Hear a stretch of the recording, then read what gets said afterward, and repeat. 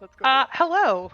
I am Beth, your kind of benevolent DM, and we are not poop heads. We are power word players. And we are going to start with our very first long-term campaign as a group playing Princes of the Apocalypse. Everybody want to go around and just say a quick hello? Don't all do it at once, please. All the talking over is not good. Quick hello, everyone. Thank you. Start with Will and just go through the camera order. Will, Miranda, and then... Sure, I don't know what order they are because I killed the Twitch, but I'm Will. I'll be playing a artificer artillerist. Once we hit level 3. Is that it? Hi. Do you want more? Hi, I'm Miranda, and I'll be playing a satyr wildfire druid once we hit level 3. I'll start calling on people if I have to. Kendall's turn. Well, it should have been you, actually. Nikki's, actually. I thought we were going in number order. No, camera order. Camera order. Fine. All right. My name's Nikki. I am playing Yvain Antil, who is a human artificer that will eventually be an armor artificer, also at level 3. I am Kendall. I will be playing a halfling wizard who is the sibling of Alex's character. And to make things confusing, I'm Alexandra, and I will be playing a Furbolg Twilight Cleric now at level 1. Go clerics. I'm Alex. I play, the sibling to Kendall's halfling. So I'm also a halfling, and I'm a barbarian. And at level 3, I'll be Path of the Beast. Awesome. Well, welcome. Bear with me while we do a little scene setting. We begin in the small town of Red Larch, a rather unremarkable location, all things considered. With a population of about 600, Red Larch is a popular spot for travelers and merchants to pass through. But most people only stay here for a night or two before moving on to Waterdeep, which is only a 5-day journey by foot southwest. Currently, it is the 12th of Kythorn, which, for those who don't know, and I didn't until earlier today when I looked up the calendar, that means it is late spring, early summer. And it is unseasonably warm. A lot of people who are working outside have moved to, strappy t-shirts and shorts. Very, very hot out. Bjorn, you have been traveling south along the long road. You occasionally make a circuit through the major cities of the Swart Coast, peddling your wares. The last major city you were stationed at was Mirabar, where you had an arrangement with a mountain dwarf, whose name is Druga Swifthammer. She lets you set up a display area in her storefront in exchange for, she claims it's good business. You tend to be pretty popular with her fellow dwarves and human alike. Now you are headed slowly to Waterdeep, but from Mirabar, that's about a 500 to 600 mile journey. So you're taking your time and you're stopping and staying for an extended period of time at every little hamlet you hit along the way, trying to find inspiration, trying to sell items, just spreading out the good word that is Dr. Boom. Recently, you made it to Red Larch, and currently you are staying at the Swinging Sword, which is an inn. You've stayed here before. You like this location particularly because the rooms for such a small little location are rather richly furnished. Not only do you have your own fireplace, you also have your own little bathroom, little inside outhouse in your room. Yeah, apparently there's a word for that. It's called a garter robe. The more you know. The little bathroom is called a garter robe? Garter robe. Interesting. Yep. You've been to Red Larch a couple times before, and since, you are a not frequent flyer here. But you've learned that Velivo Sundries is always an interesting shop to explore, simply because of the vast array of goods they have. It is owned by a single proprietor, but it's set up a bit like a thrift shop or a consignment store where people rent out little segments of space and sell their goods. So each room is almost a different theme. There's a different feeling to each one. And throughout the 11 rooms, you are sure to find something interesting. So you are headed that direction, but along your way, you realize that you notice something that looks vaguely familiar. Yvain and Faye. You've made your way to Red Larch, the first town you visited since your journey began, and you've come to a stop outside of Thaylorn's Safe Journeys. Let me pull up the map so you all can see these locations.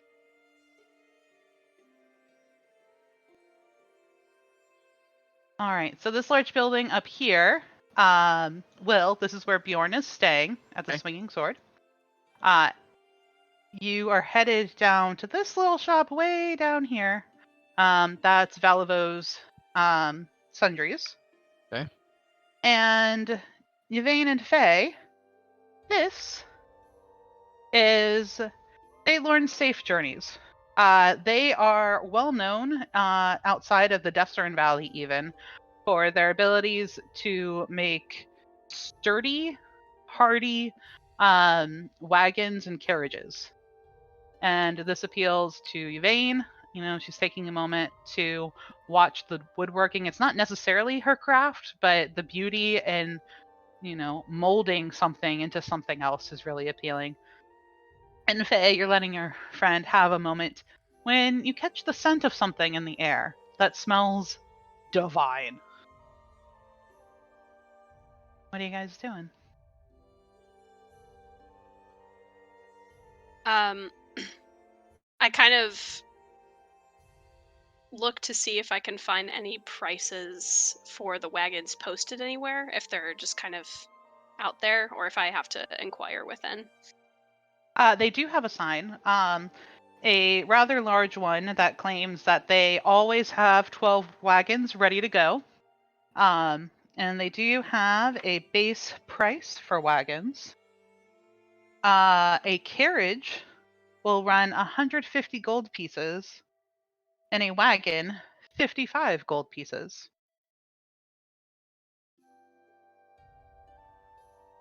Yvain kind of will pick up her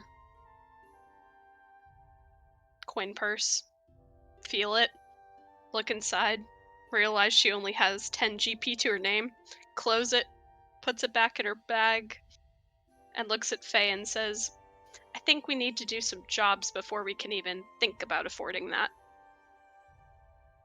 Not even thinking about that. What's the smell? What smell?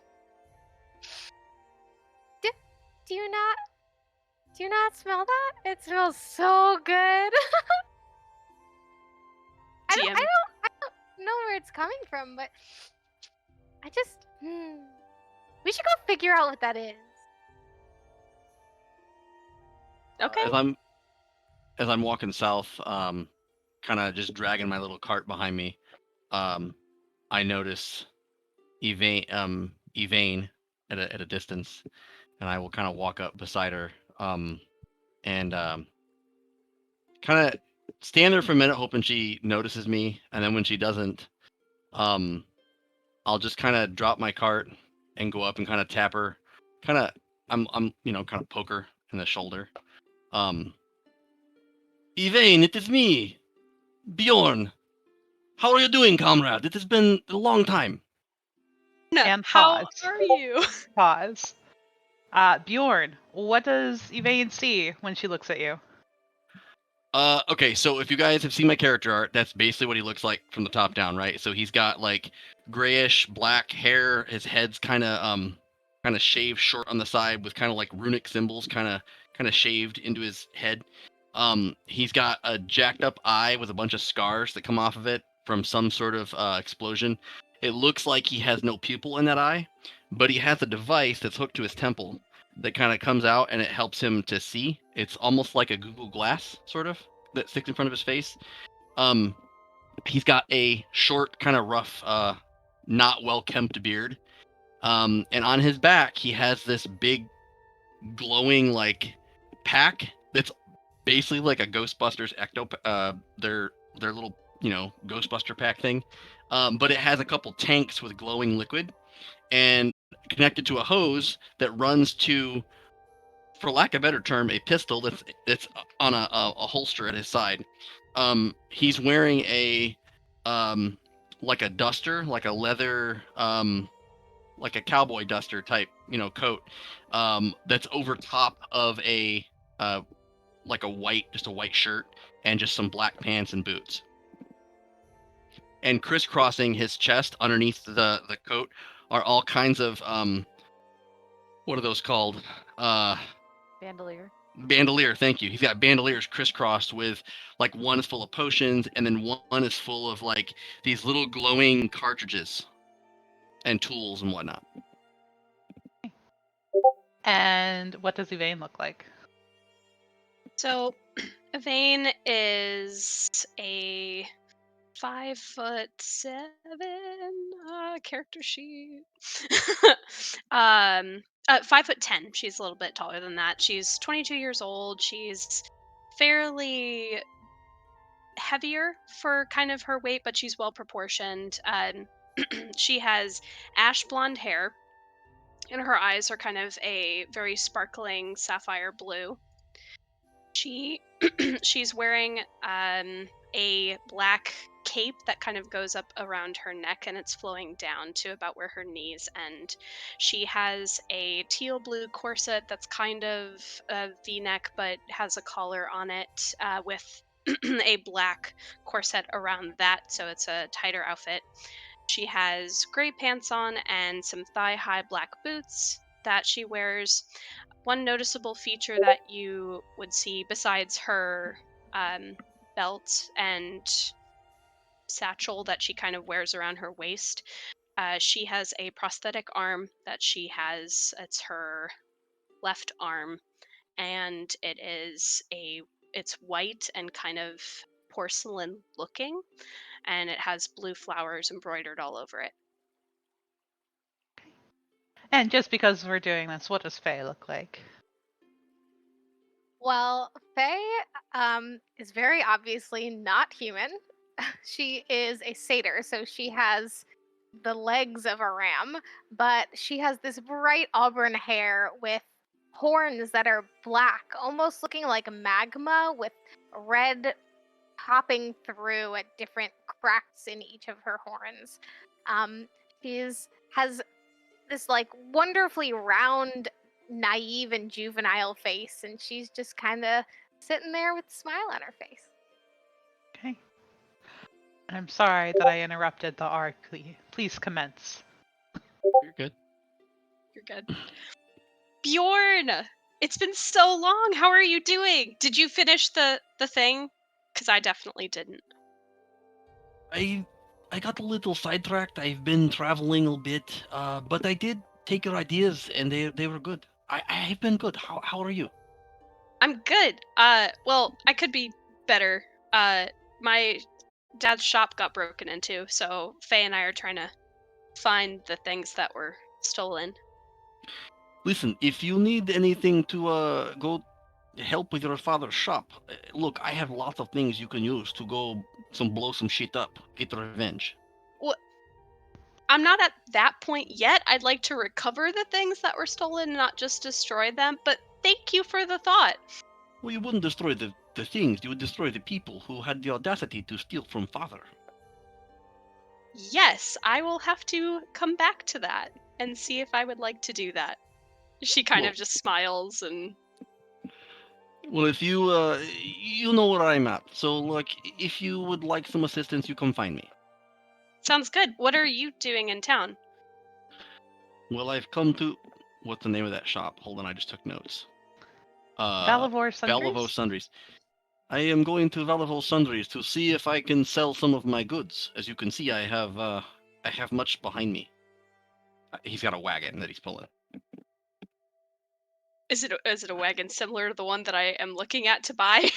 It's very much like, I don't know what you're looking for. It's all basically like a wheelbarrow that I can use with 2 hands and pull behind me. Okay, so not fitting like more than that. Okay. No. DM, would I recognize the name of the shop? I'm gonna say yeah. I mean, this place is close enough to your home. You've probably been through once or twice before. You may not have had time to enter the store before, but there's usually some sort of light going off inside, or a weird smell, or loud noises. You've definitely noticed it on your pass-throughs before. Oh, I'm so sorry. I've been so rude. Bjorn, this is Faye. This is one of my really, really amazing best friends. It is good You're- to meet you. you're- Oh, Good? it's good to meet you too. You're not the thing that smells really good, but I'm Faye. It's nice to meet you. I mean, I've been told I smell pretty delicious, but it is nice to meet you as well. What you got back there? Oh, I've got, well, let's see. I have these things I'm calling granados. I have got alchemist fire potions, various weapons. Yes, anything you would look. If you look to maim, destroy, turn enemies into pink pudgy mist on ground, I have what you need. Well, okay. If I need anything, I know who to go to now. I am your man. And I'll whip out a business card, and it says Dr. Boom's Arms and Artifice. Faye takes it and just looks at it and looks at him like, huh, and just tucks it in her shoulder. So you were saying you smelled something good? Yeah. It's like, can I tell which direction the scent is coming from? So I was using your passive perception to be able to smell it, but now you can make an active perception if you would like to try and, like an old school cartoon, follow the direction of the scent finger. Oh, yeah. That's a 20. Dirty, but it's a 20. So you know it was actually sort of emanating from behind Will, a little bit further past his little wheelbarrow, but definitely coming from the northern strip of the road. Do I know, is that where the inn is at? That is the direction of the inn, but you also know that there's a bakery down that road too, and it is very aromatic there. Okay. When she asks what the smell is, I will mention there's there's little old gnomish woman back there. She makes these wonderful little frittatas. I highly recommend. We should go. Yes. I don't have any money, but we should go. We have some money. Well, I have some money. I don't know about you. She looks at Faye. Well, I haven't had a frittata today. I would welcome some company. Sure. Let's go. I'll turn my car around. Yeah, you turn around and you start heading back up north the long road. When there is a loud, obnoxious, squawking noise. It sounds like either a child is being tortured or a ton of chickens were very unhappy. And you look over your shoulder sort of as one, as there's also this resounding crash sound. There's metal hitting ground, and there's this big plume of white feathers. And it takes you a moment to be able to discern what it is through those feathers. Can I get a perception check from the three of you? Yes, ma'am.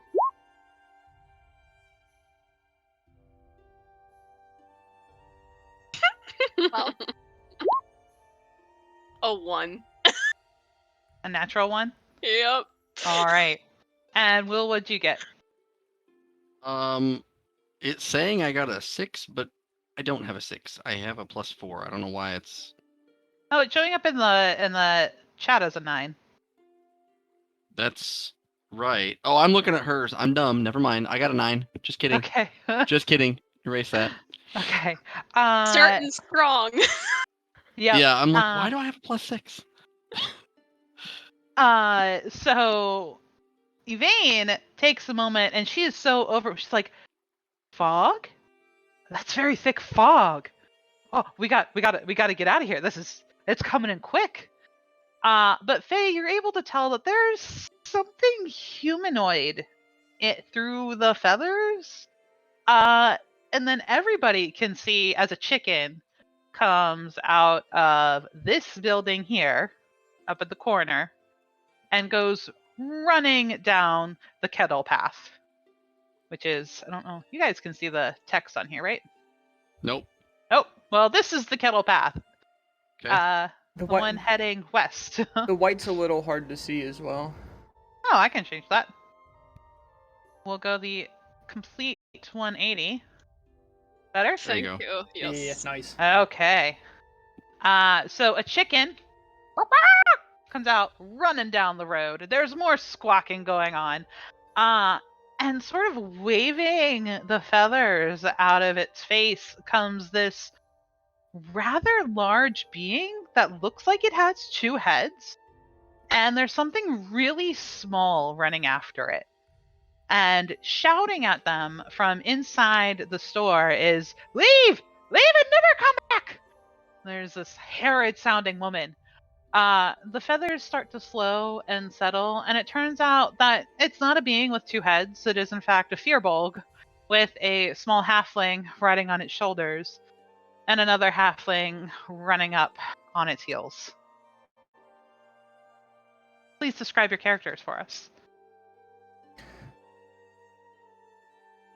I guess I'll go. I have a mouthful of feathers, apparently, riding atop our furbolg companion. He's a halfling, but he is very, very small. Has kind of like this purple, like coat sort of thing that he wears, with circular gold rimmed glasses, and very small, like 2.5 feet small.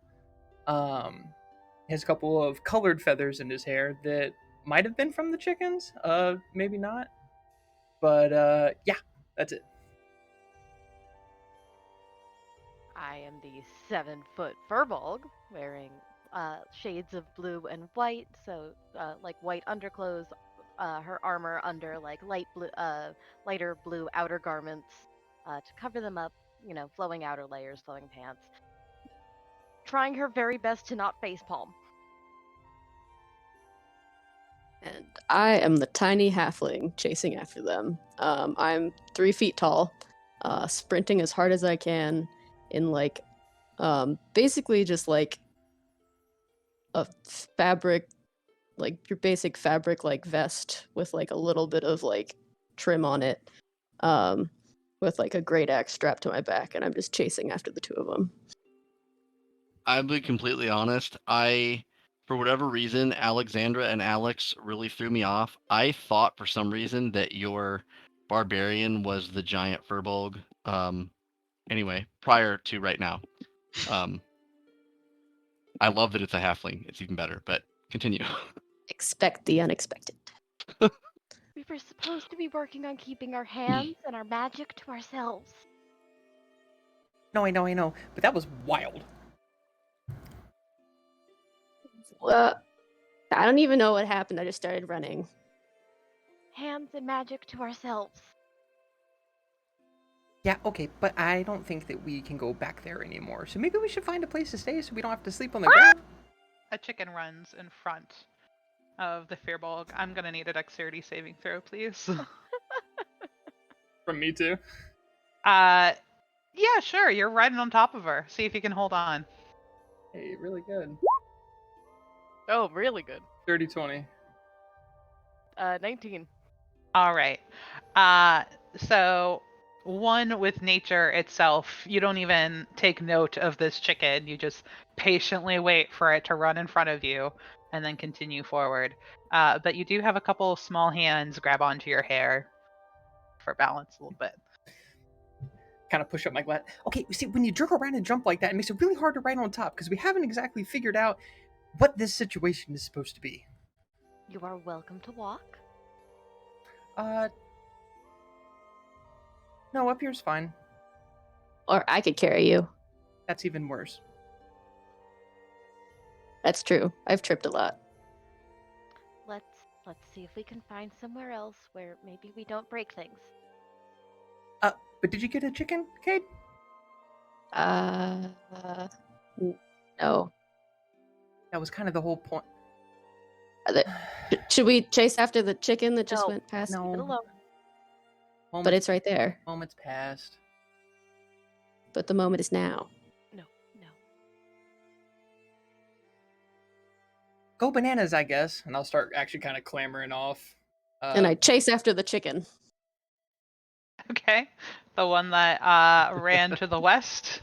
Yes. Okay.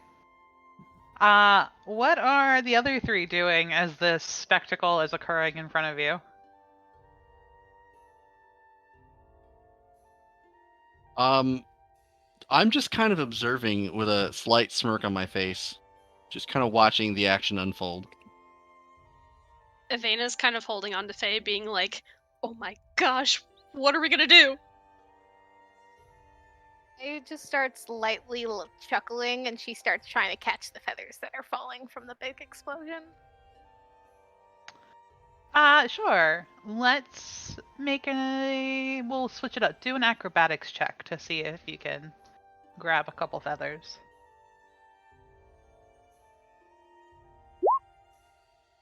10. It's absolutely by accident and no design of your own, but a feather does land in your palm. So you get one chicken feather. Cool. I expect that to be added to your inventory. All right. But we have a halfling running off to the west, chasing after a chicken. Thankfully, halflings run much quicker than chickens do. So you're able to gain speed on it rather quickly, but it does not like this game.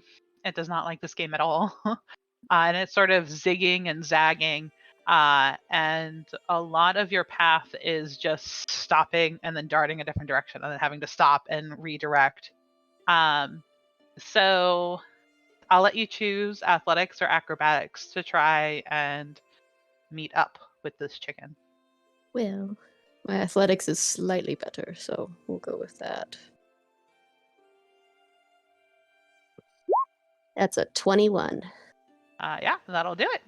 You successfully get up to the chicken, and you are now within arm's reach. How do you want to go about getting yourself a chicken? I flying leap onto the chicken. Hound pounce. Of course you do. Yeah. Make an attack roll.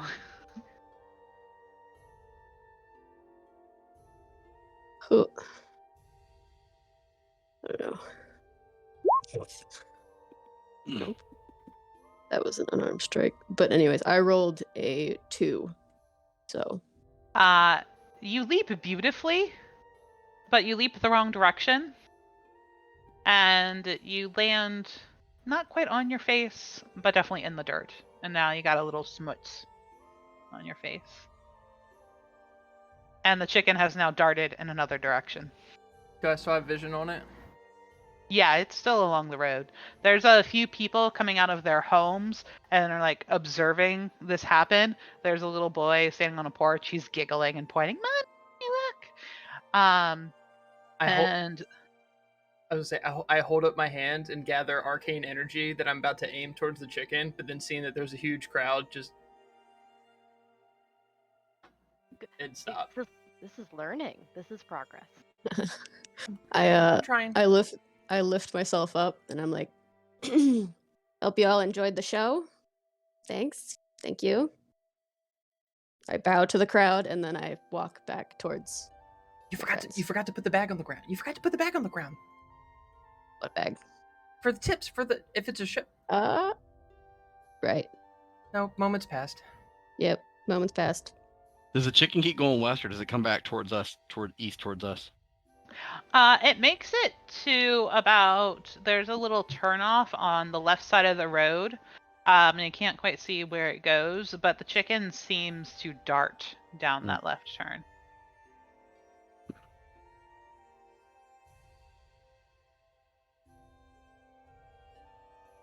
Okay, Stack, Okay, let's get out of here. We're drawing a crowd. Yeah. I start climbing back on top of you.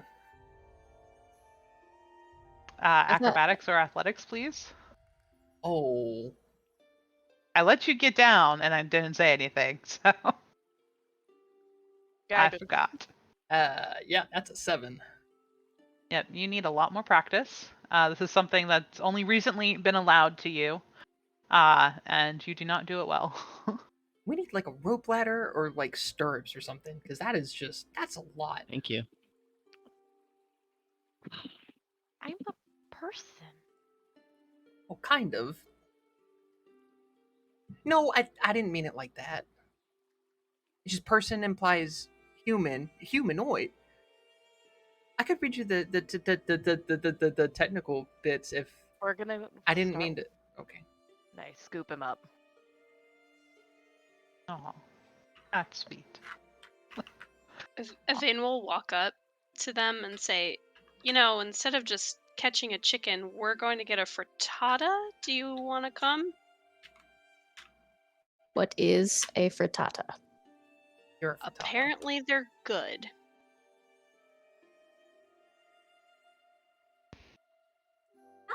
Smells really good. That's all I care about. Yes, they are quite delicious. There's an Gnomish woman who makes them. They are like little egg cake thing. It is difficult to describe, but quite delicious. I'm sure it tastes better than the dirt I just ate. Hands to ourselves, no magic, and we can go.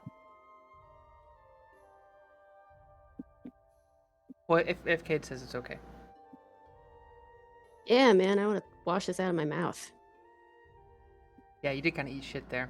I wasn't gonna say anything, but There was no shit. It was only dirt. I mean, I got lucky this time. You don't know. There's a lot of horses in this town. Hi, Kessa. True. Hi, Evane. Say. I am Bjorn. Oh, hi. I'm Cade. That's Stack. I point up to my halfling brother. It is because he is stacked on top of the furball, yes? I didn't think of that. That is very smart. You must be very smart. Yes, I have enormous brain. We can continue if you would like to get some food. Sure. So does Stack. Stack has a very large brain, despite, him being like 2.5 feet tall. Brain's half my body. Yeah. No matter what Mine you too. look like. The other half, well, we can talk about that later. But Evane will kind of like punch Bjorn in the arm and be like, "We're children." we're not children. I am 47 years old. Exactly. You're older than the rest of us. Well, and gestures to the Furbolg. Little older than that. I'm not. I'm not either. Me too. Are you two actually kids? Your characters? By halfling standards, yes. Yep. But we are adults. And this is when the DM realizes that it's going to be herding cats for the entire campaign. age is weird in D&D, like with the different races and stuff. Yeah. But yeah, I'm a 5-year-old. No, not actually. No. Technically, halflings are like adults at 20, but they live till like a couple centuries. So we're on the very young side. Just got your license out for your first drive in the car. Yeah. And Already I have a great set of wheels or hooves, so to speak. Lots of cow power. All right, so you guys are going to try and find the bakery. It is fairly easy. You guys start heading back north along the long road, which Bjorn is very familiar with. It's what he's been traveling down the last couple of 10 days. And the bakery is about halfway down this road at this location.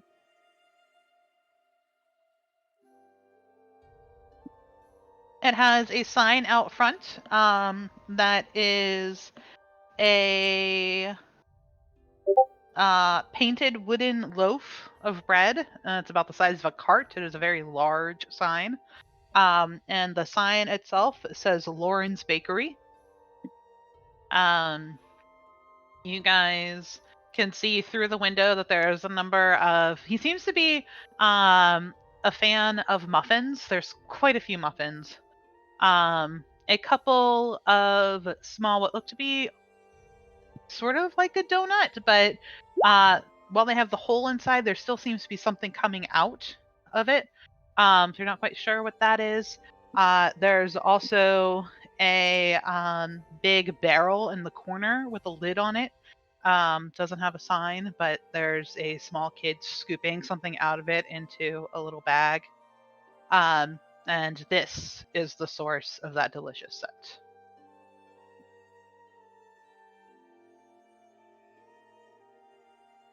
It just charges in and like does a spin and just sits there and goes, ah, I found it. Yvain will follow behind her, and I'm assuming she also now smells what is so good. Yeah, the scent of cheesy bread is overwhelming. It's very aromatic in this location. You're right. You have a really good nose, Faye. I start tapping Kessim on top of the head. Hey, put me... bend down so I can get close to Cade. Why don't you just, you know what? Floor. Oh. Oh, hi. I don't think we should buy anything here. We don't really have that much money. It's probably going to be expensive. I mean, you're the money guy, so I guess I trust you. I will go up to the baker. How much for 5 of your cheese breads? 5? Is there 5 of us? 6. Yeah. 6. 6. 6 of your cheese breads. Looking over his shoulder is not the gnomish woman that you've come to expect. There's some noise in the background, and maybe she's back there. But out front is a very burly and surly-looking human man. Human man. He has dark black hair. It's very unkempt. He is wearing almost like one of those beard hairnets for his big bushy beard, but it looks like it hasn't been taken off in a while. Like maybe it just stays there. And he turns around, gives you 2 silver. Sounds like a deal, and I will hand over 2 silver and buy one for everybody. Okay. He takes it from you very quickly, very, very quickly. Shoves the coin in his pocket and turns around and grabs a couple of these. It's actually an entire loaf of cheesy bread, and the cheese had been inserted in the middle of each slice, and it has oozed into the center, and it is divine. He hands you 6 loaves of bread. Nice. And I will hand them out to everyone. Here you go. It is on me. Welcome to Red Larch. Thank you, Bjorn. Thank you. It's no problem, Conrad. He takes it and looks at it and just starts dancing and goes, ooh. And just keeps swaying back and forth, just like not even tasting it, just like with her eyes closed, smelling it. That's not character. That's just Miranda in real life.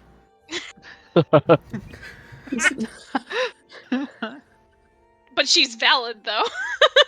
She's not wrong. Yeah. He's bread. Come on. Just an Animal Crossing character dancing.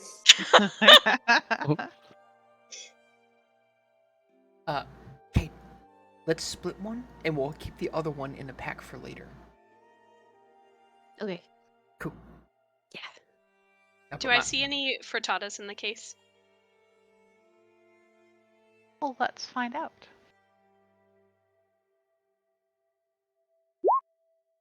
He does, in fact, have a couple of frittatas. They don't seem to be as popular as his other wares.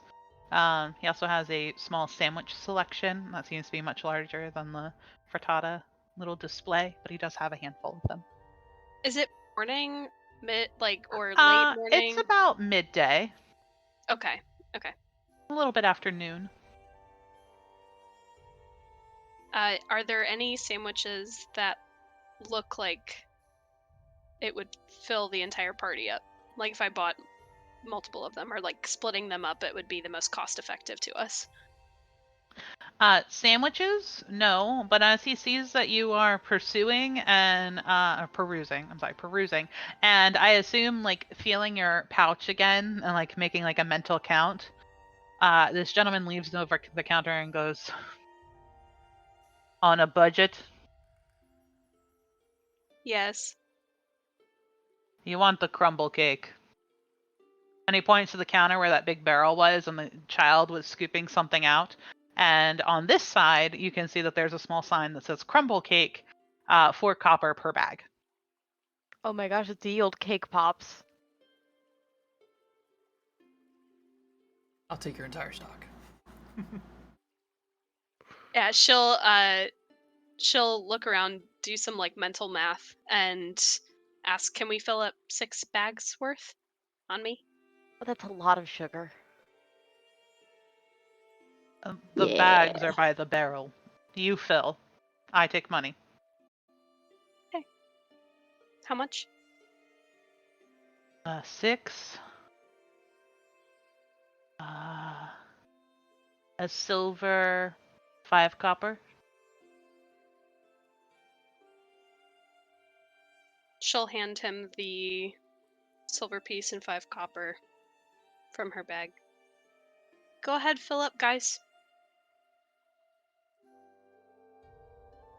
Oh, thank you both for your generous gift. And she points with her one hand to Yvain, and then with the hand that still has a bread in it to Bjorn. And she just goes, You're very welcome, little goat lady. Can I get a boost?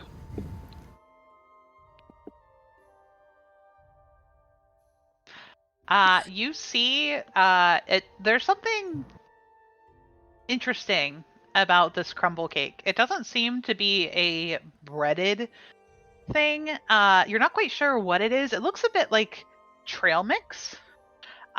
There's some fowl scraps, some nuts, some roots, some greenery. It doesn't have a particular smell, or you can't quite tell if it does over the other aromas that you're being assaulted with. But it looks like it's good for snacking. I just want to point out that like crumble might not have been the correct term to use for this. This is more hearty, like crumble, and like at least for me, it implies like sweets, you know. I say to the shopkeeper. Yeah, he's just staring at you. I want to pull out a small little marble, and I want to use my magical tinkering to basically to capture the scent of the delicious smell from the cheese bread in the little magical tinkering feature. That's Okay. cool. Yeah, I dig that. How does that work? Do you just do it? It just says imbue a tiny non-magical object with a magical property of your choice. You can do light, 6-second long message, or it can emit an odor or sound. It doesn't really say how to capture it, so I assume that you could just make it match something. I don't know. Okay, so oh, go ahead. Reverse smoke grenade. It just sucks in all the vapor as opposed to putting it out. Yeah, that's kind of what I was gonna say. Yeah. Was you hold it in your hand, and there's like a swirling motion, and you can almost see the visual lines of the scent coming in. Yep. Yeah, I like take out a little pull the marble out, and then I take out like a little tiny little screwdriver, like one of those little glasses screwdrivers, and just touch it, and it happens when I do that. I'm turning around looking at you, and my eyes are this big, almost like they're bigger than my glasses are. And I'll just nod at you and put it in my little pouch on my belt. Do I notice that you're kind of heart eyes over Bjorn? I'm not hiding that at all. I kind of look at Stack and just say, "Oh, and that's one of his smaller tricks. You should see other things he can do." Yes, you should. Wait, what trick? Yeah, what other tricks do you have? Not indoors, please. Not indoors. I don't Definitely believe not this is indoors. the place to demonstrate my tricks. Oh, you don't gotta demonstrate. You can just like say something. You know what I mean? Outdoors. Actually, I'd be interested in hearing what tricks you have. The gentleman behind the counter says. Well, allow me to introduce myself. I am Dr. Bjorn Otto Octavius Mikkelsen, also known as Dr. Boom, and I'll give him my card, like a little flourish. Okay. So I make things blow up. Do you want to blow shit up? I'm your man. So your shop is not the place to demonstrate, as I said. No. No, it is not. Wait, Worry, we won't. like this Doctor, and I'm just like going through pockets like crazy, and I pull out a super weathered one of your business, like this Doctor Boom. And I show him a fresh card. That is me, one and the same. Can I like buy you a drink or something? Absolutely. Do you have cigars? No. I I have cigars. I don't smoke. If you buy me a drink, we shall celebrate our new friendship. Awesome. Put it back in my pocket. Did everyone get crumble cake? Or did Evane kind of gather it all as much as she could and then passed it out? She would do that if no one was making a move for it. Yeah, I gathered some. Okay. Does that equate to rations in any sense of it for like mechanics? Yeah, sure, that's fine. It is one serving, and in your bag you can probably have about 10 servings. It fills you up for a meal. So.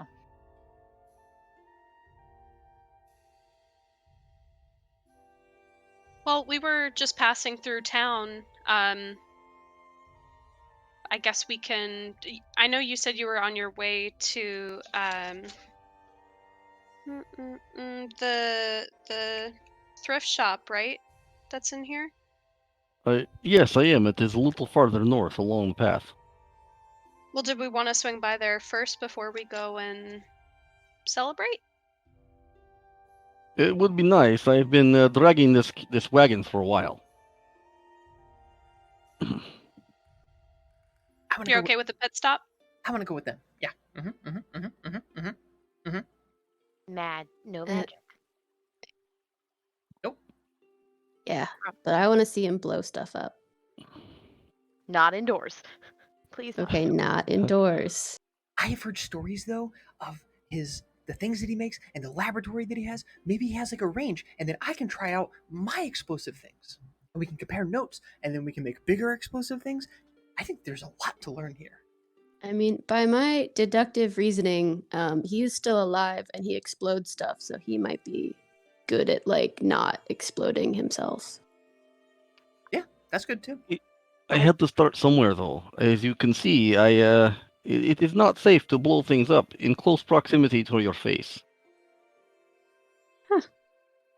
Oh yeah. Yvain, Faye, and Dr. Boom would all see that this proprietor of the bakery seems very interested. And the more details that are being shared, the further he leans in. Just listening. We all notice and listen. The three of you do, yeah. Okay. I will kind of look at him and look at everybody else. Should we head to the thrift shop? Sure. Yeah. Is this where you're gonna buy like your little bits to build into bigger bits to make things? This is where I sell things to get to, make money. Okay. Kind of look up at Kesum. Can I ride in your cart? I don't weigh a lot. You can, but It might not be the best idea. There are many breakable, I'm gone. flammable glasses. I'm gone. Oh God! Oh boy. Be very careful, my friend. He's an I'll look. excitable one. Yeah. Yeah. I'm- Your friend is quite energetic. yeah, it runs in the family. And I chase after him.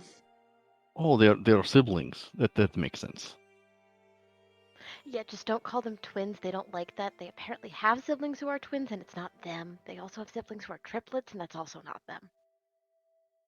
As that's being said Noted. to Evane, DM, does she start to remember kind of the familiarity between like their huge family? You can make a history check Okay. and see how much comes back. Did you have sex with our dad? This is gonna be a weird way to find Stop! out. Why? I got a 10. It wasn't a very hard DC. You start remembering, especially at the mention of twins and triplets. That's unusual enough. You're like, wait, I've only met one family that has this. Yeah. Oh, is their family famous for performing? Kesem? I'm pretty sure they mentioned that. Okay, I'll ask them, and Evane will walk out. And before leaving, she'll say thank you to the shopkeep. Thank you. I'm sorry. And I'll follow. Faye turns around after everyone's left, bows to the gentleman with the bread up in the air, and then follows afterwards, just kind of jiving along. I love how you haven't eaten it yet. He just shakes his head and goes back to dough he was kneading behind the counter. Evane catches up with them. What is your guys' last name, perchance? Woodwind. Oh, you performed in my town's festival. Nope. No. I mean, Your family did. Yeah, our family did. We're not really performers. No. We're kind of the everything else. So you weren't with your family at the festival, but your family was at the festival. No, we were there. Okay. I carry stuff, and sometimes I bang on drums, but mostly I just carry things. Evane tries to remember if she saw Cade banging on a drum during the performance. You would not have. Oh. I'm Well, just. Oh, go your ahead. family is great, you know. We ask them to come back every year for our festival. Yeah, we've been to a lot of places, seen a lot of things. There are a lot of us, so. I am enraptured by this cart, but my hands are like elbow deep in my pockets, but I'm bent all the way over, just looking. Like my eyeballs are on everything that's in there. There are like acid flasks and alchemist fire vials and all kinds of breakable stuff. It's a good thing I put my hands in my pockets. Okay. So you guys are headed south to Valifor's Sundries. That is, you're still on the map all the way down the very south end of the long road. This last little orange location. Let's see.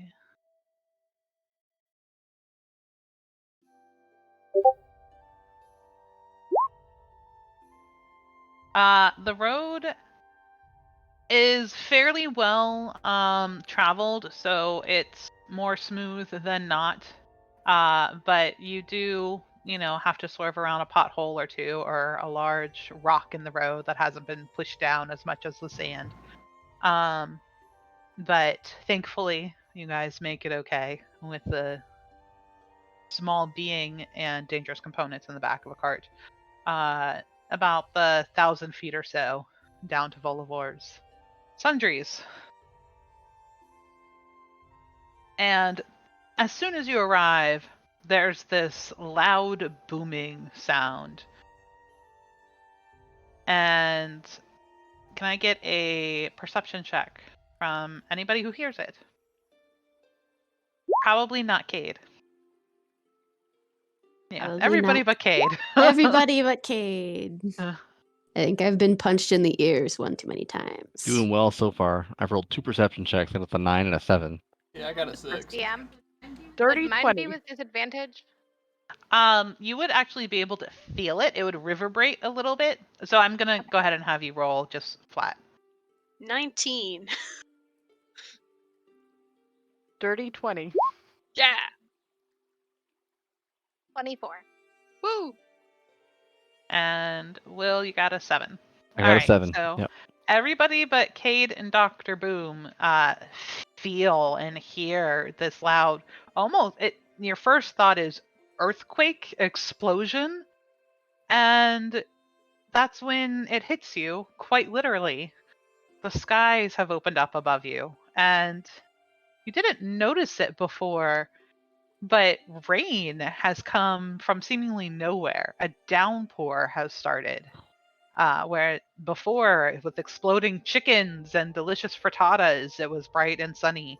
As you reach the shop, a tremendous thunderstorm has begun.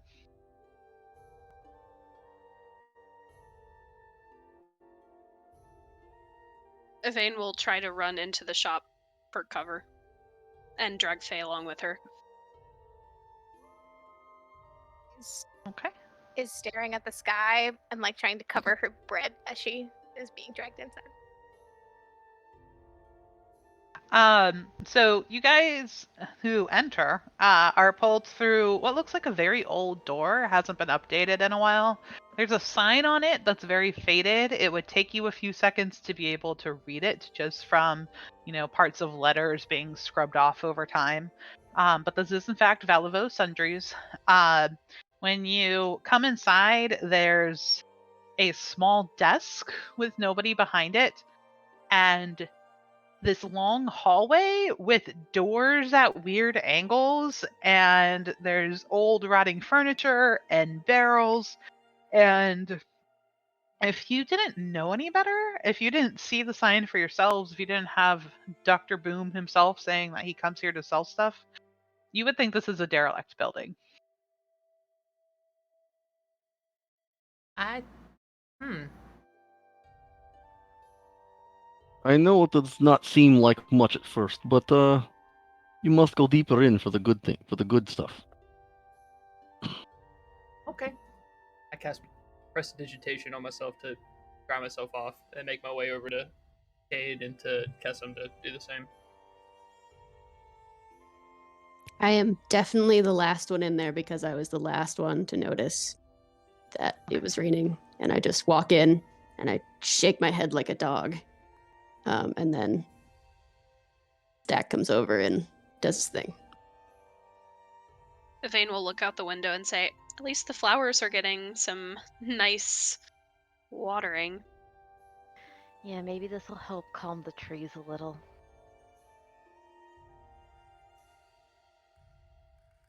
Are the trees angry? No, they're just nervous.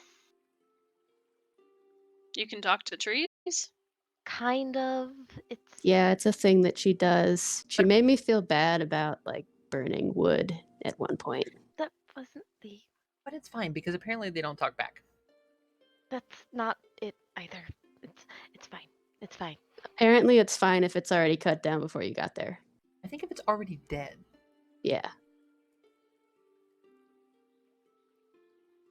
Evane just kind of nods. Those are the rules.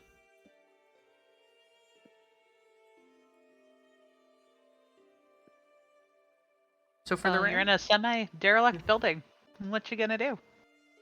I would kind of. Do I know the proprietor of this place? You said I sold stuff here before. You've been to the shop. If you want to say that you've sold stuff here, you absolutely can.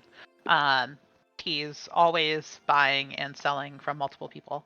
But you do know Endrith Valivo. I'll say that again because it is an interesting name. Endrith Valivo is a human. Dark skin, long dreads pulled back into a ponytail. Always covered in some sort of, you're not quite sure if it's soot, if it's dust, but he's always coated in something. Okay. Endrith should be around here somewhere. Let us go deeper in to find him. Lead the way. Yeah, and I'll start pushing, kind of weaving my way through the shop. So it is just the front entrance and then a hallway with 10 doors. And the hallway is really jagged. Some doors are right next to each other, like facing inwards, and they look like double doors that pull open into one location. But you've been here before, and you know that those are actually two different rooms. One has a door that's like a foot off the ground. Another one has a ladder that you climb to get to. It's sort of above everything else. And then one can actually be found. You have to go through a door, and it literally is just like a little closet to another door to enter into a room. So I'll pull out another marble, like a ball bearing, pull out my screwdriver again, and I will just very loudly say, Endrith! And then I will take it and just make it repeat itself over and over and roll it down the hallway. As it's like yelling his name going down the hallway. All right. So there's Endrith, Endrith, Endrith on loop as it hits the end of the hallway. And it takes a good 15, 20 seconds before you hear anything other than the thunderous thunder outside the window. But there's a oof and the sound of something hitting another thing. And climbing down from the ceiling is a dark-skinned man with long dreads pulled back into a ponytail, covered in something, climbing down that ladder that I mentioned. And he's rubbing at his head and he goes, What? What? Dr. Boom. Welcome back. How may I help you Endrith, today, comrade! Doctor? He comes over and he gives you that like forearm shake, right? Where you grasp each other's forearms. Or, Yep. How And the is message business? is still playing. Yeah.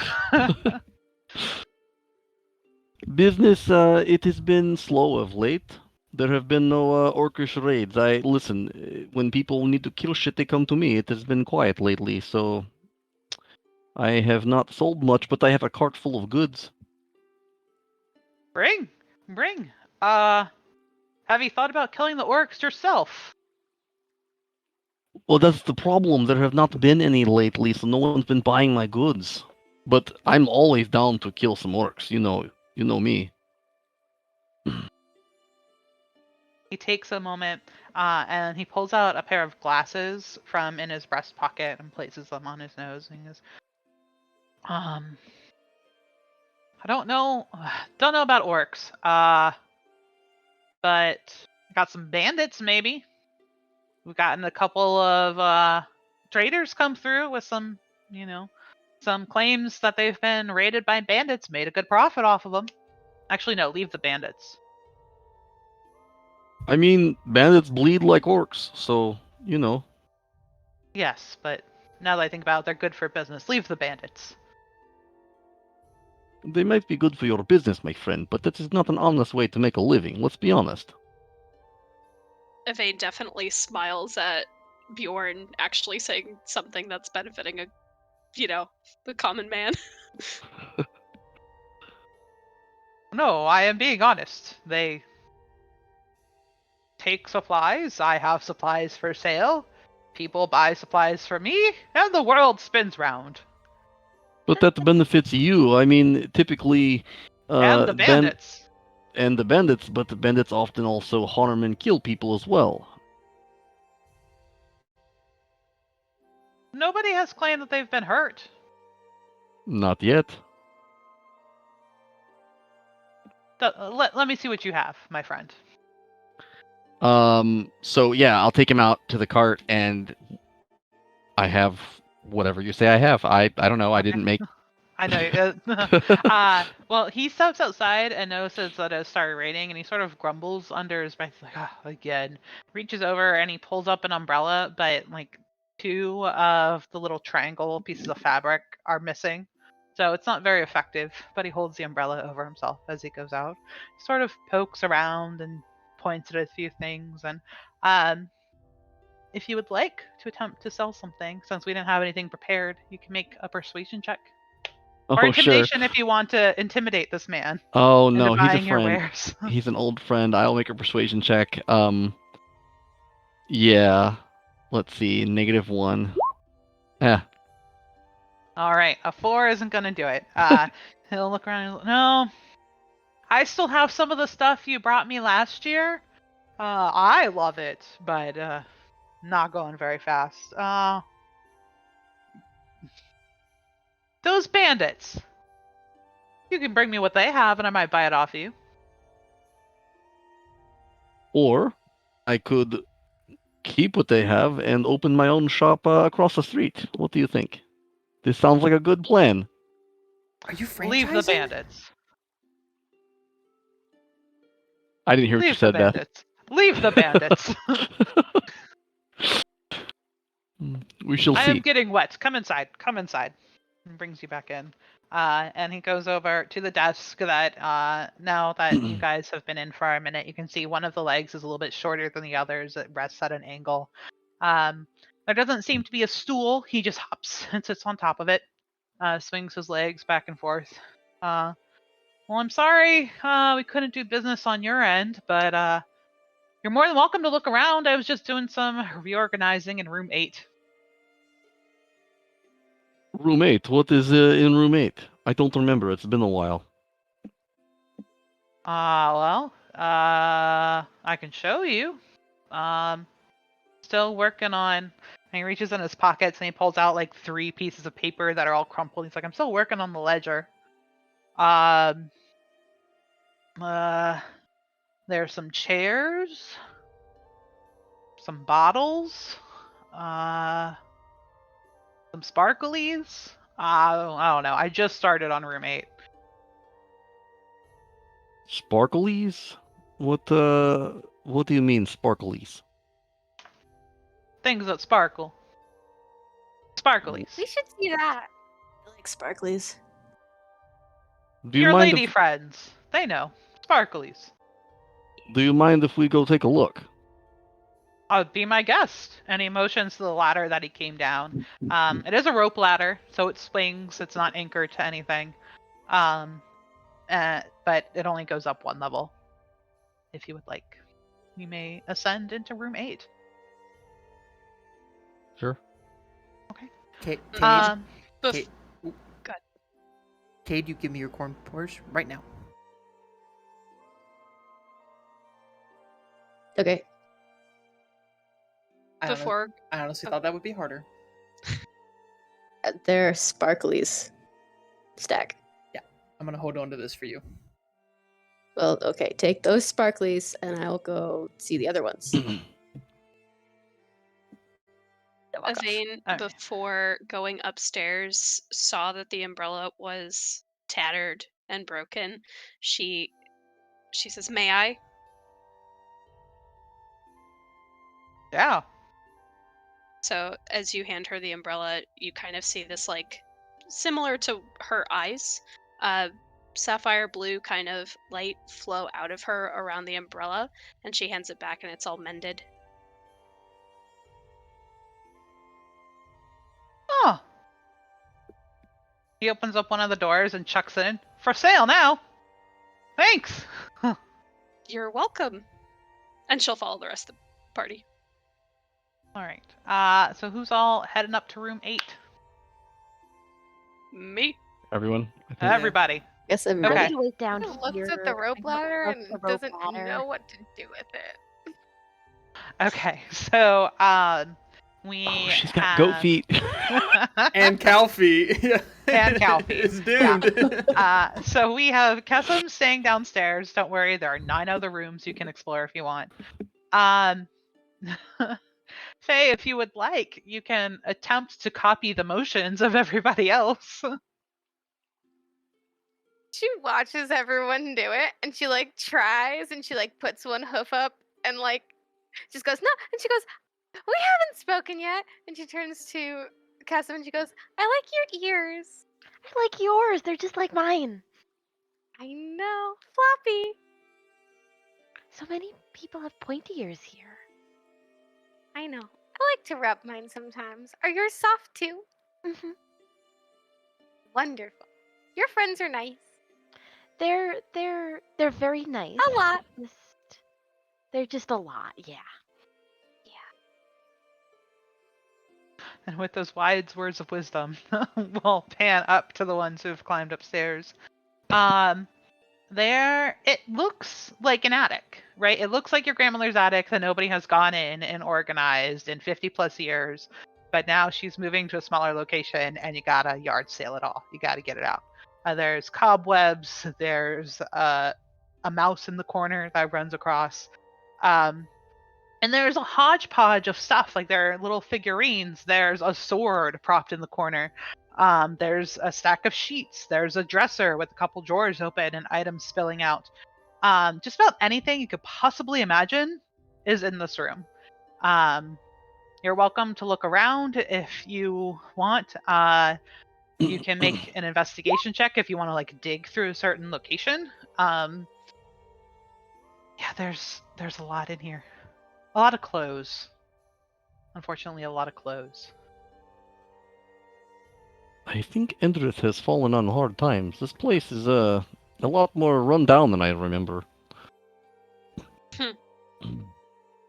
Yvain will start kind of piling through the clothes, but is wondering if there's anything kind of hidden underneath that isn't, readily available to just be out right out on top. Okay. You can make an investigation check if you'd like. Yeah, same here. I'll Kind of get be it. just poking around. I'll get in on that. I got 10. Sure, I might as I got 21. well.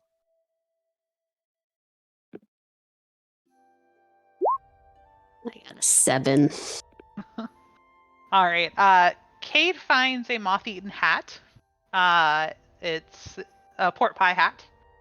And seems to be very interested in it for one reason or another. Yvain, you're just flipping through clothes and clothes. Oh, a doily. Some more clothes, but I was gonna say Boyd, Bjorn, and Stack. At the same time, you notice something that glints, and you remember the word sparklies.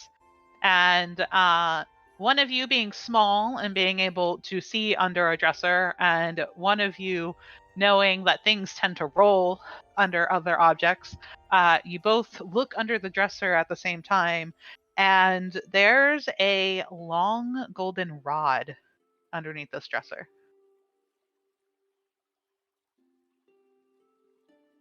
I believe there's something underneath there. Can you see it? Can you reach it? Might crawl up in there. Okay. Yeah, you are able to, let's see. You pull out, it's much taller than you are. It's probably about 3 times your height. Oh. This long golden stick that seems to curve into the shape of a snake at the top. That is not ominous. Does it appear to be magical? You can make an Arcana check. Can I do that as well? You certainly can. 23. Okay. So you can't sense anything coming from it, but you have seen a magical item or two in your time, Stack, and you are fairly confident that this is a staff of some sort. You know that some arcane users use them as a spell focus, or they can innately hold spells themselves. But this is an item of unique power for being in a room such as an attic. Okay, so here's the thing. I don't know anything about this snake, but you see these runes carved on the side? It makes me think that it's like capable of something. You know? It is quite possible. I would have to investigate it a little more, play with it a little bit, and see what it does. I have a spell that I've been working on in this old book that I found, but I need to get some bits to be able to cast it properly. I've tried doing it without it, and it just fizzles. This is the way of magic. Yeah. Wish you didn't need all the bits.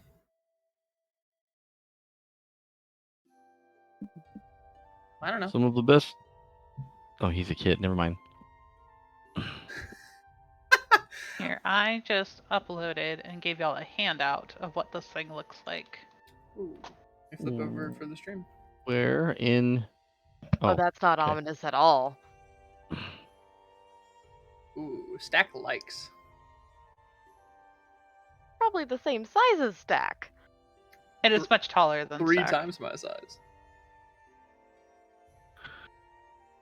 And Alexandra, you don't get every staff in every game that we play together. I just want to point that out. I don't want the creepy snake staff. I do good magic here. Here. I'll take the staff down to our friend downstairs, Endrith. Endrith, what this rod, this stick, what is it? How much for this? Oh, yeah, that staff, yeah. He pulls out those 3 wrinkled pieces of paper and he looks through it again. He's like, it's been here for a while, so I'll cut you a good deal. Let's check my notes. 775 gold pieces for a friend. This, you realize this is simply the leg to a table, right? Why would you charge this much for it? Won't even stand by itself. Roll deception. Gotta find my deception. Oh God, I'm rolling horribly tonight. So a 3 is a no. He just Dr. Boom. Why would you do me like that? Hey, from one salesman to another, I have to try to get good deals, like your bandits. No, we're leaving the bandits, right? Sure. Okay. Mr. Dr. Boom, what if you gave him everything in your cart for the staff? I mean, I think it's certainly worthwhile, but he didn't seem too interested. Yeah, but he said it's been here for forever. And he doesn't even know I've been here for forever too. I don't even remember what's in half of these rooms. So you wouldn't even miss this one. No, but I would miss the coin. My little friend has a point, and besides, if this town is ever beset upon by your bandits, the local villagers will need something to defend themselves, and they're certainly not going to use a stick. Yeah, they ceremonial won't, but stick. I can. And then I can stay open for business, my friend. Well, I think that my potions and gadgets are far more useful than this stick, but you can suit yourself. I appreciate the effort, Doctor. He bows. Kessim, are you below, like, the ladder? I mean, I assume I followed the group to the counter if you walk to the counter. My dismount from the balcony was to jump directly onto top of the backpack. I just want to point that out before she walked too far away. Okay, athletics or acrobatics check, please. I should have thought my stats through. Yeah. I can't wait until doing it. 17. All right. You get a solid, 9.5 from the German judge, but the Russian only gives you a 3. Ow, ow, Um, ow, ow.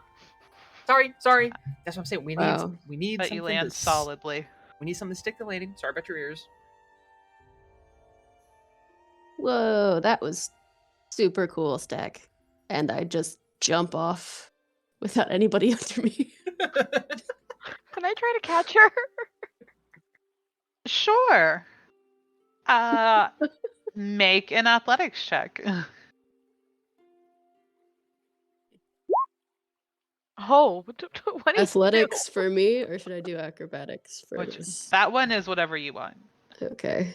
Describe your jump to me based on athletics or acrobatics. Well, I got a 24, so I take a running leap from the top floor, do a little flip, and land in a superhero pose at the end. 3-point stance. And then I'm Well, like, that's your intention, but you actually land a 3-point stance in Kessam's arms because she successfully manages to catch you. This poor woman, session 1, and it's this bad already. I I look up at the woman that has just caught me. It's like, oh, thanks. You interrupted the landing. She's been practicing the tumbling. Yeah, it's okay. It would have landed. Not our indoors. There are breakable things here. But there were no breakable things beneath me. Not that I checked, but I'm pretty sure that no one would put a breakable thing by a ladder. And there is no chickens in this shop to scare into the street. True. Also, that was not my fault. It was kind of your The fault. chicken, no, it wasn't. The chicken spooked very easily. It's because you're ferocious. You're a monster. It's true. Small but mighty. Mhm. Lots of fighty. Hey, DM. Would I, after reading about different, books in school and also working in the blacksmith shop with my dad, would I know anything about kind of what this fraud is? Does it hold significance? Is it kind of famous around here? You can make an Arcana check. Okay.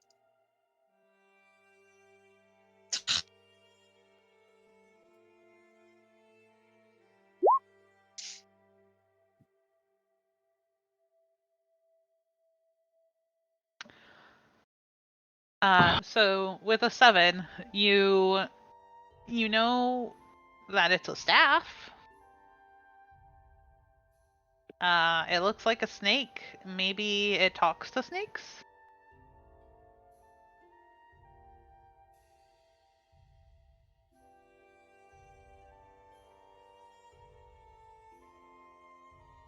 Did you guys want to look at the other rooms?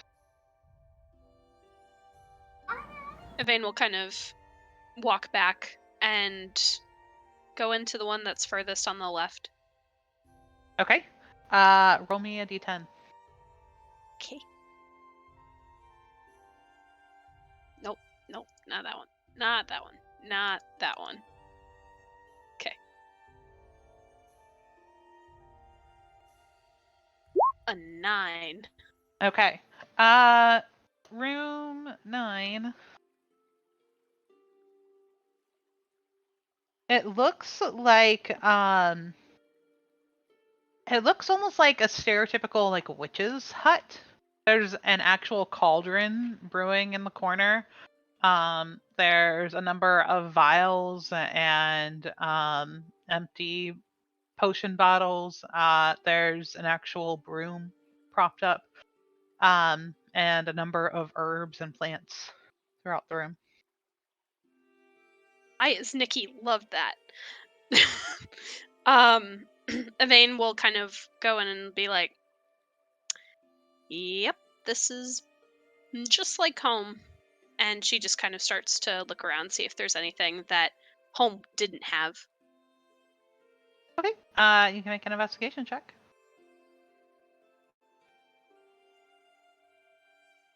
Oh, yay! 24, natural 20. First one of the game, guys. Woo. Yay! Nice. Huzzah! Stuff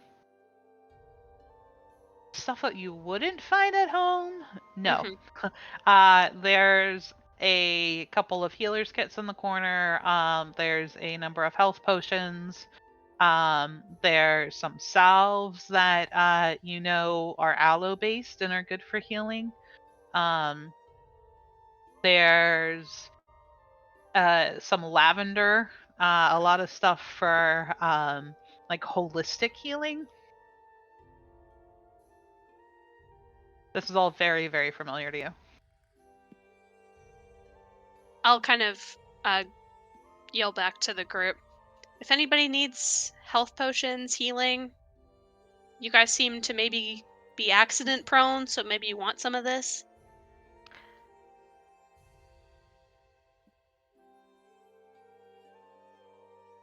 Absolutely I open have anyway. options. I don't think we can afford everything. I don't think we Honestly. can afford anything. Yeah. Are we in the room alone, like away from the shopkeep? He would not follow you if you guys all wanted to enter the room together. Yeah. I mean, there's a lot of cool stuff in this shop, but I think we need a way to make a quick buck. I don't know about you guys, but the three of us, we're kind of running low on funds. I am as well. I bet the bandits outside of town have a decent amount of coin. What do you think? Well, I would agree with that. that was kind of my thought too. And if there's like a sheriff or something, maybe there's a bounty. But I've never been in Yeah. a fight before, and I'm not exactly built for it. Evane kind of like gestures and she's like, neither am I, but could be fun, and we take out some bad guys. It's Well, all right. I am. live for it. I'm exactly built for a fight. So, Yeah, that's true. That's why I stay in the backpack. right. You stay out of the way. Mhm. No reach. Yep. I've been reading a lot. And I have some things that I could like try, I guess. I'd turn to Faye and say in Sylvan, are you up for a fight? Up for any adventure. Just out of That's what we curiosity. came for. Just out of curiosity, what is the status of cheesy bread with Faye? Oh, while she was sitting there just like staring at the door, she ate like half of it. Okay. Just like swaying and eating and looking at a door. And then looking at kissing and then looking at the door.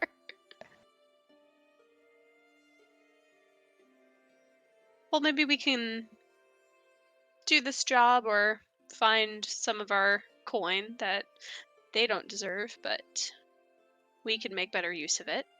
And we'll come back and buy some of these things for us. Yeah. Sounds like a plan. I like this. Cade, here's your coin purse back. Thanks.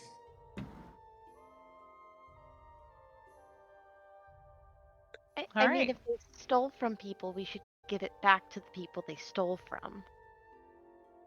What if we don't know who they stole it from? Exactly. We can try to find out, and then if they don't know, then we can't. We've tried our hardest to get it back to the people that it was stolen from. That's all.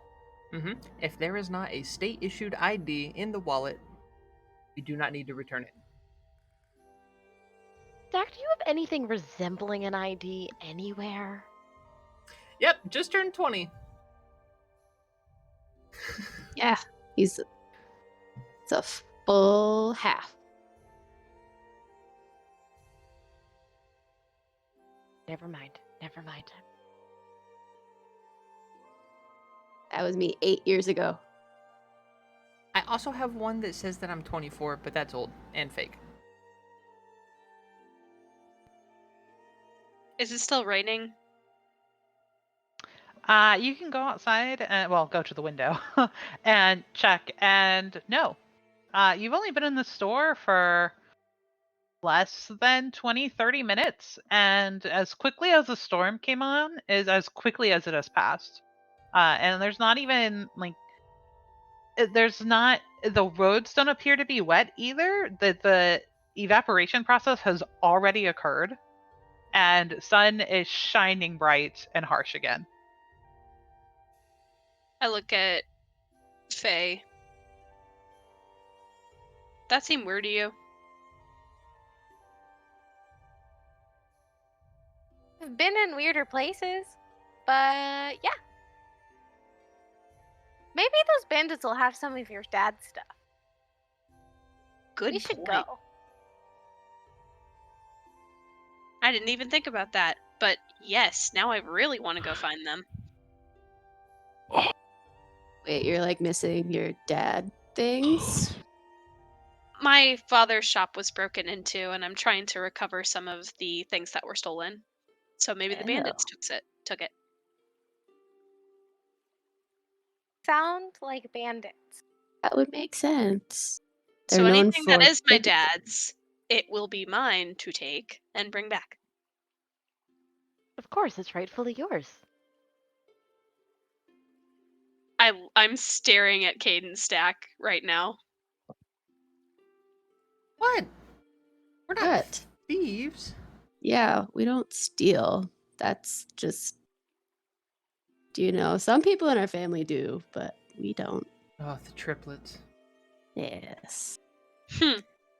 They do this thing where they have a triangle formation, and it's like one shoots off and it's a whole thing. Well I know. rehearsed. Yeah. I know all too well how much trouble triplets can cause.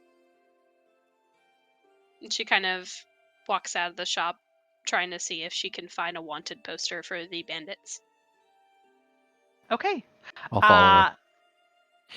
All right. We will go ahead and take a 5-minute break here, and we will pick up on hunting down the trail of the bandits when we come back. So you guys are heading back out into the sunshine. It's like the rain never even happened. Yvain said you were looking for like a wanted sign or something. I'm going to have both Yvain and Dr. Boom make history checks because you've both been in this town before. I'm gonna roll a 3 again. Watch. Stop! Don't say it. Nice. +3. 21. Mm. 18. And this is Handsome Jack. Okay, nice. So you both remember, Yvain, you remember that there is a sheriff here. There's some sort of an authority, and it's in a weird location. And you remember it's near the center of town. But it's Dr. Boom who remembers exactly where it is because it is so unusual. The jailers, and the authority in this town also work in the butcher shop, which is this location on the map, if everybody can see. These 4 buildings in a row. These 2 in the center are the storefront of the butcher shop, and then the refrigerated section where they hang like the hog for carving And refrigeration. And they're prisoners? Jesus. And prisoners, potentially. Yep, and it's all in one location. This is like back when your barber used to also be your dentist. Mm-hmm. Those are not compatible skill sets. I'm pretty sure these guys are the villains all of a sudden. Like, yikes. And with that, we each reach the end of the campaign because Kendall spoils it for everybody. Dr. Boom knows that it is Harburg Tooth Mariller. Let's do that again. Harburg Tuth Mariller. Tuth Mariller. Oh, Jesus. Would you mind dropping that in chat? Yeah. Yeah, absolutely. So everybody can share in my pain. And that's the sheriff? He is the... Let's see what they call him. The constable. He is the constable here. Oh. Let's see. Harburk.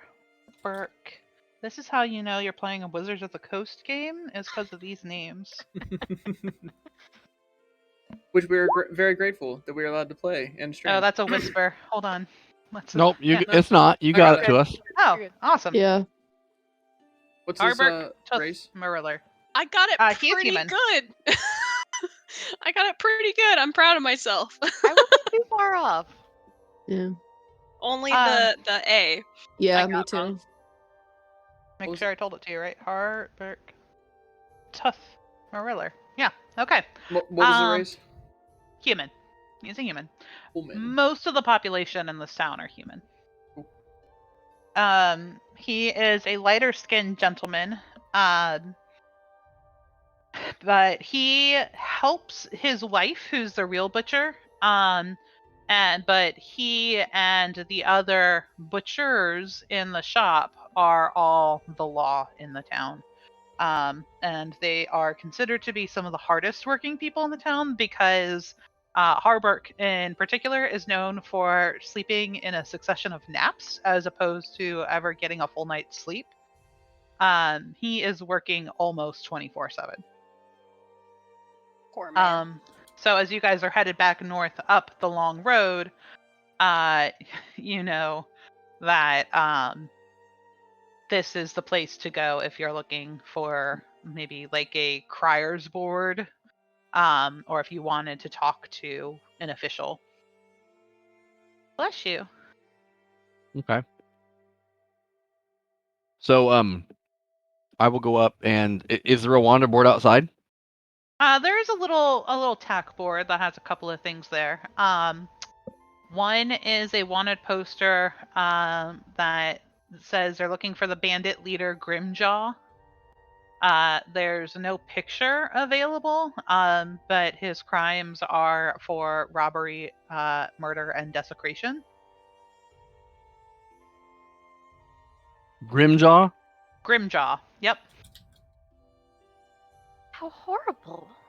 Seems like that'd be our guy.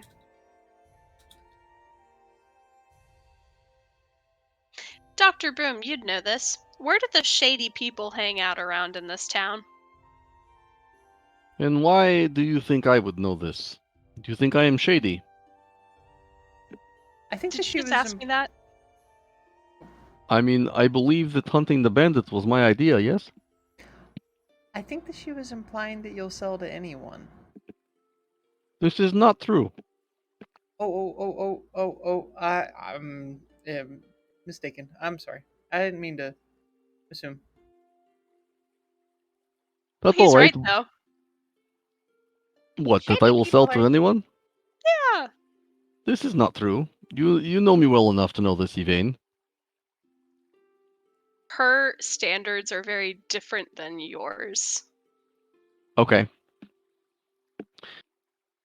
Look, if I know that someone is going to use my creations to wantonly harm others, and I would not sell it. But most of the people who Of come, course.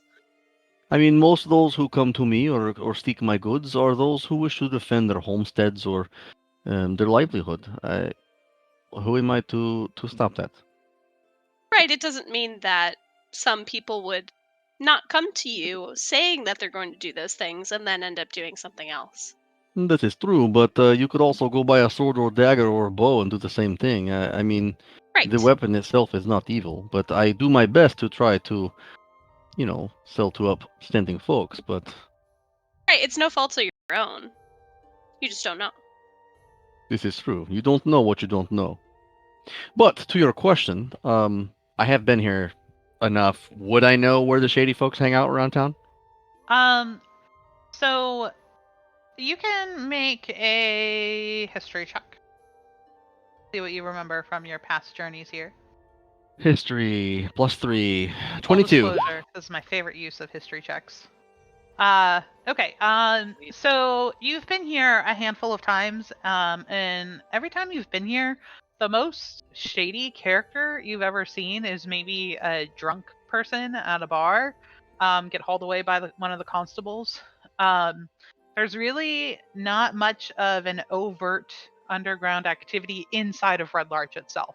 Okay. Because you guys, this town is located on the long road, there's tons of banditry. A lot of surprise attacks occur, especially as you get closer to the forests or to the mountains. So outside of town, there's a lot of shady business happening, but they don't necessarily come into Red Larch for their rest and respite.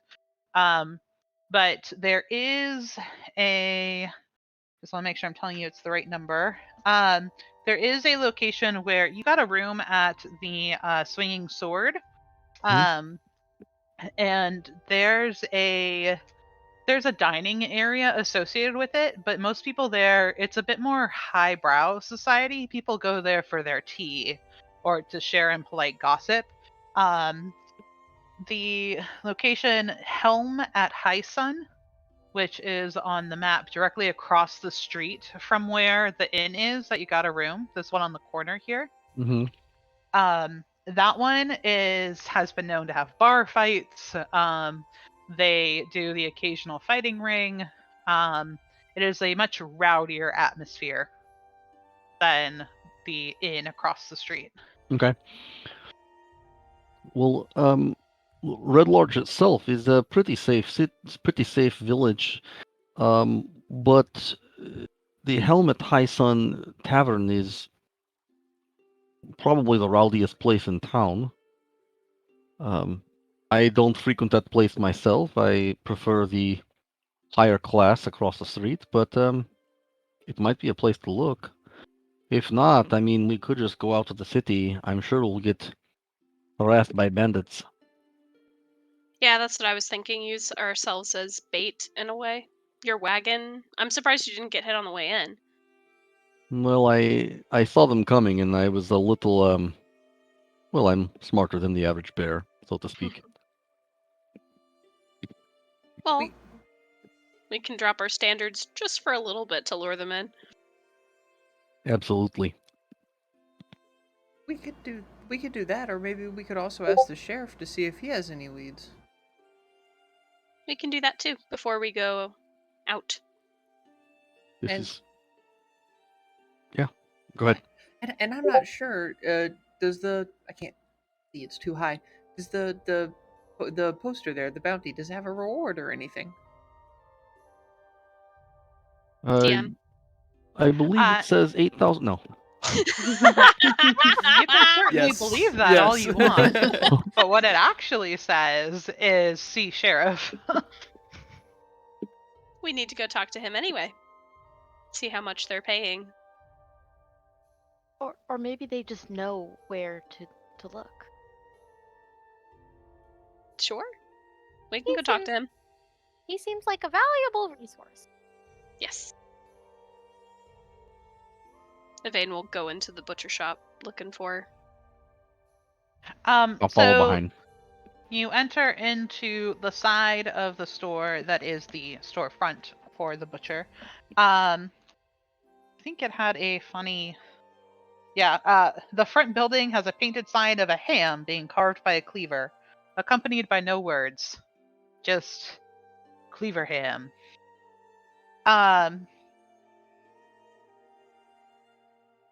So you walk inside, and at the front are two gentlemen and a woman, all human. The gentlemen are wearing, plastic gloves and, well, we'll say rubber gloves, and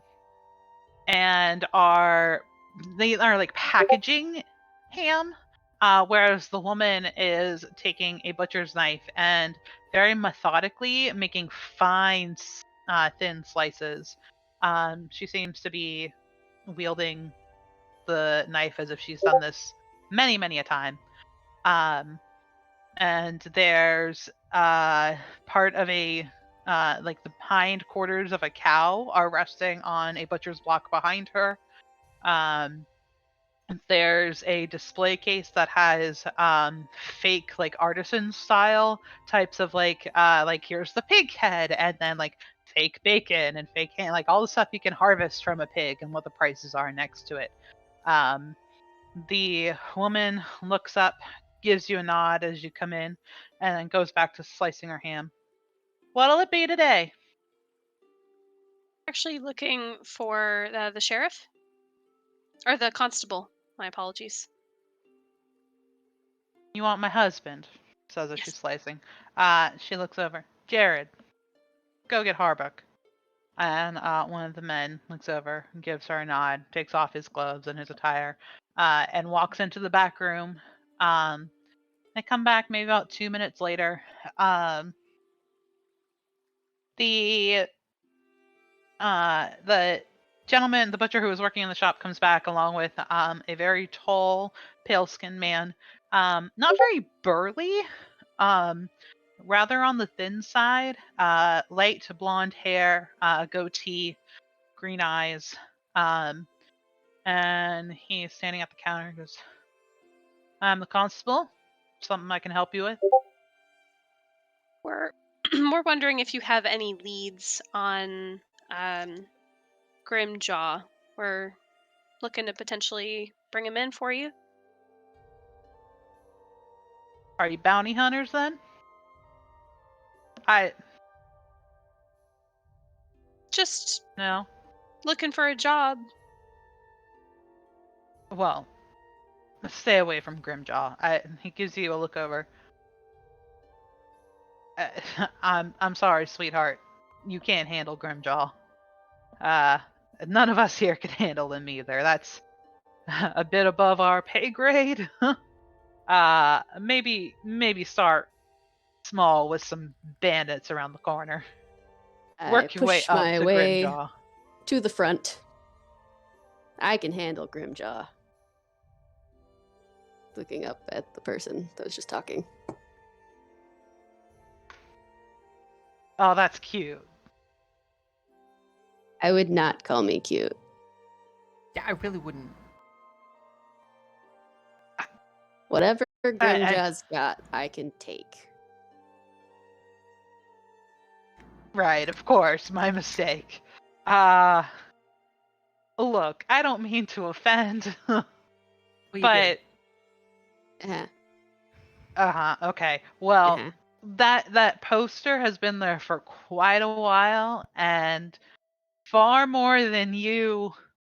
1, 2, 3, 4. Far more than you six. Far more than you six have come in to try and take him down before. They don't even get past his front door. Okay, I'm looking out for you, little one. Start small. It sounds to me like you and your men are just little bitches. I think we can handle it. Yeah. It's pretty incompetent of you, to be Or honest. I'm sorry. What did you just call me?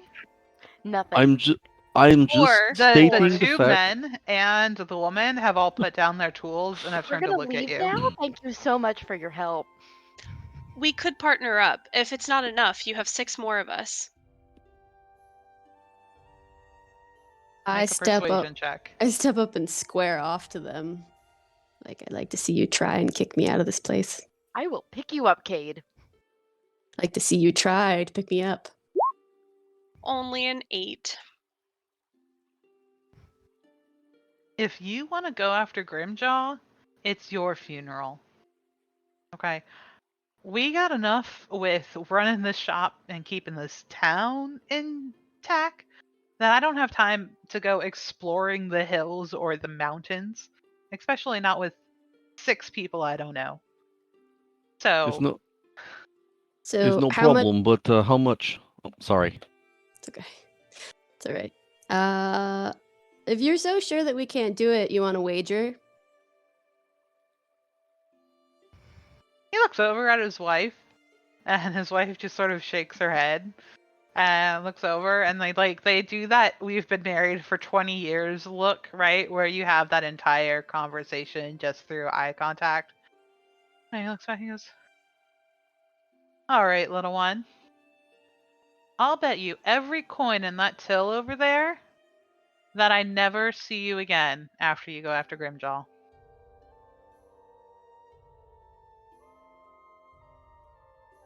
I look back to Stack. Is that a lot? Should we take that? What is? Actually, it's so much that I think we shouldn't. We'll do it. Can Evane quickly mental math with kind of looking at the volume of things and know how much coin weighs and all that kind of stuff? Can she do You the want to mental make a math in her head? guesstimate Yes. of how many marbles are in that jar? Yes. Yeah. Sure. Make a mathematics check.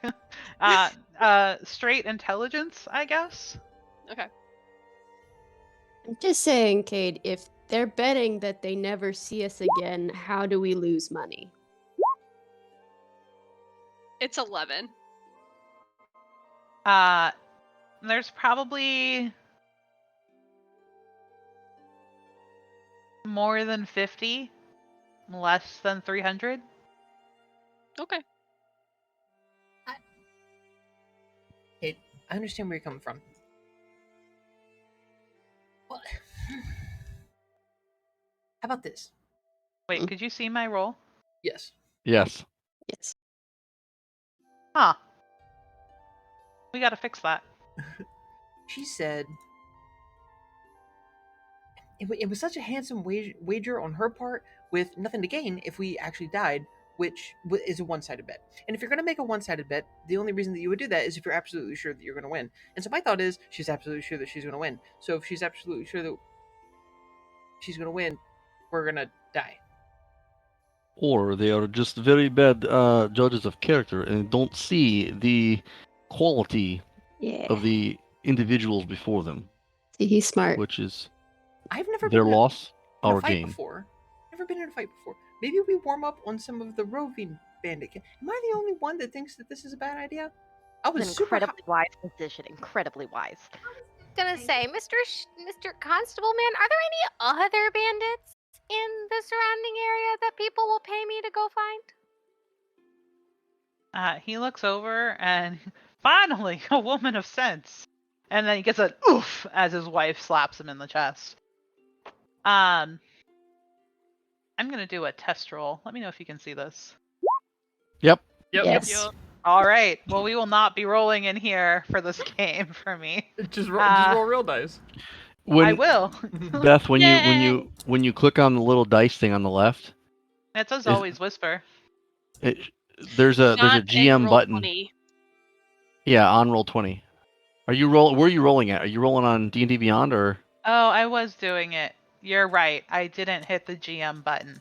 if you click that You GM didn't button, see it should that one. silent it. All right. Yep. It changed to yellow. Thank you. Yep. Cool. Sweet. Okay. So he looks to the woman of sense and says, "Actually, miss, there's some probably not, but a mile down the Kendall path. You just haven't had a chance."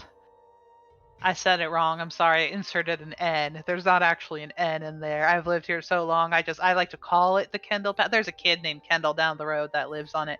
It's actually the Kettle path. Long story. You don't care. I think I might. But about a mile down the road on the Kettle path. We would go out and do it ourselves, but they haven't hurt anybody. And I haven't had time. There's always a fight going on at the helm. And I would give you all 10 gold each if you go and dispatch those bandits. It'd be a real help. Turns around and goes to the guys. Get ready. Vane will say, "Of course we can do that for you. Not a problem." Is this a dead or alive thing? Like, do we have a license to kill? Because the last thing that I want to do is end up back here on the other side of the law. As long as they don't cause problems to Red Larch anymore, it's fine. A bandit is a bandit. Dead. That's good. Okay, cool. Cool.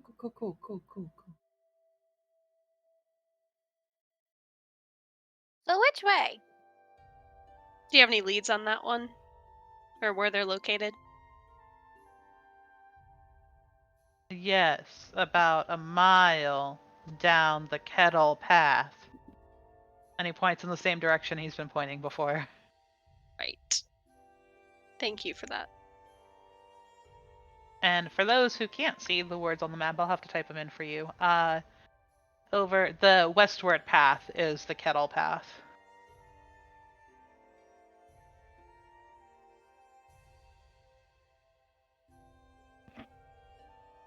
Okay. I guess we go, and we'll start devising a plan on the way. Sounds good. All right, best of luck. And he turns and leaves back out the other way. And the woman, once her husband leaves, she glares at the other two men until they go back to work. And she leans over and she says, "Don't mind my husband, but don't go after Grimjaw. Please." We'll warm up with these other ones and see how it goes. Yeah. I think that's best. Thanks for the tip. Need some ham for the road? Unless it's free, we're gonna say no. Not free. Maybe when we come back. All right, then. Good luck. Don't get dead. Don't plan on it. If I don't leave the shop. And I walk off, but not without looking back towards where the constable went and glaring, and then making my way out. So before you go out, damn it, Cade. I'm struggling. I'm gonna kind of grab your shoulder gently and pull out another marble, and smile, and kind of whisper into it and make the biggest like fart bomb ever, and just roll it underneath like a random corner in the room, and wink at you and walk off. Oh, we're leaving. Is I that see. a timed delay? How does that work? No, it's artificer feature. You can it's their magical tinkering. The object continually emits your choice of an odor or nonverbal sound. The chosen phenomena is perceivable 10 feet away. It lasts indefinitely. Jeez. You can bestow, but you can only do so many objects per day. So Mess- 3. But the effect happens immediately. So you roll it and this bomb goes off. But I Okay. was like gonna roll it and then just kind of roll it behind me as I'm walking. You know. Okay. All Cool. right. I followed out Uh, the sensible people. I like you. You're fun. I think you and I will get along quite well. Yes. I think so too. It also helps that my brother already likes you, so He's a interesting little fellow. yes, he is. I'm just imagining like all of the employees, like, where is it coming from? Like lifting thing, because it's a marble. Like, find it. Yeah, And they're not you even will- they're not even marbles. They're like I keep saying marbles. They're like like ball bearings, like little tiny BBs yeah. almost. Jesus, that's even worse. Where's All it the coming from? floorboards. All right. So what are you guys doing? Heading off, I guess. Oh, Gonna head off west. Yeah, what time of day is it about? I mean, it's still near midday, maybe like 1, 2 o'clock in the afternoon. We've gotten a lot done. I'm mounted.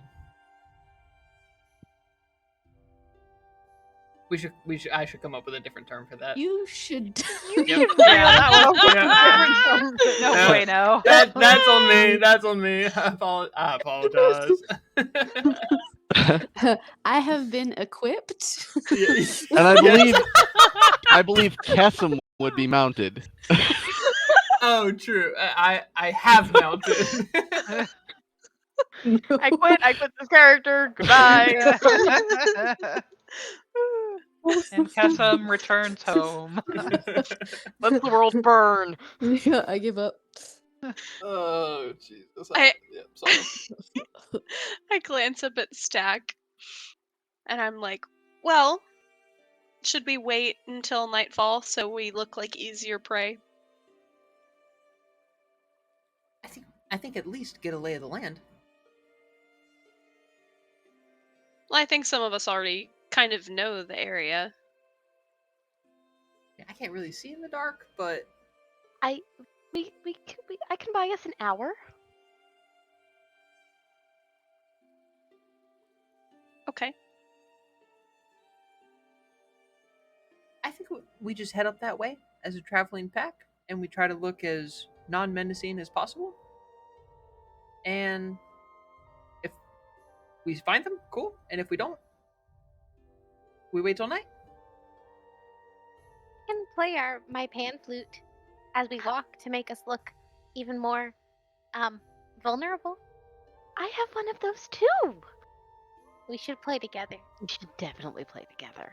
Why don't you two go up in front just a little bit ahead of us, but not like quite so far away that you're actually helpless? And we'll kind of gently follow behind, and with less of you, it'll be easier for them to, I think, make the decision to come after you. Do you want to take this one? Of course, that's, if you're willing to, put yourself in danger. I don't want to do that to you, of course. I mean, sure. Sounds like fun. If it's what's necessary, I just don't want to take the little one. Yeah, he'll stay behind. Hey, pull up on your ears. Ow. That's not nice. Floppy ears are not for pulling. Unless they ask. And I'm the problem. It's when she says that, I'm gonna wink at her. I'll remember that for later. The little message pops up at the bottom. Dr. Boom will remember this for later. You get a DM. Yeah. All right. So tell me what your plan is here. I So think we're Faye having. and Mm-hmm. yeah, Faye and Kessim. Kessim. I was gonna say Alexandra. I was like, Faye and Kessim are going ahead as bait, playing their pan flutes to try to draw attention. My Okay. plus 0 to performance is gonna sell this. All right. And how far behind is everybody else? 20 feet. I'm going to dismount for this. Mm-hmm. And not be in the front. Yeah. Stack, Okay. did we bring instruments on this trip? I think I brought drums, and I look in my backpack behind me. I I have have a pot and pan. If you forgot your drums. I have drums. I can maybe help with the drumming. Would you like to go in front too? Sure. Yeah, she wants to be in the action. Yeah. Do you think that pyrotechnics would help? I mean, I once got that they're. covered. Oh, All right. Oh, cool. dear. I like it. It's flashy. So it sounds like Cade, Faye, and Kessim are going to be up front, and then Bjorn, me, and Stack will be kind of waiting in the back, hidden. Okay. Yep. So who is the one picking the direction that you're going? Who's going to be making the survival roll? Me. Okay. Make a survival check for me.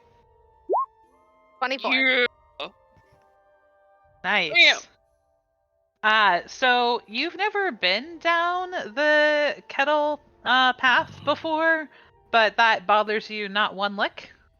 You start performing and keeping an eye out on your surroundings.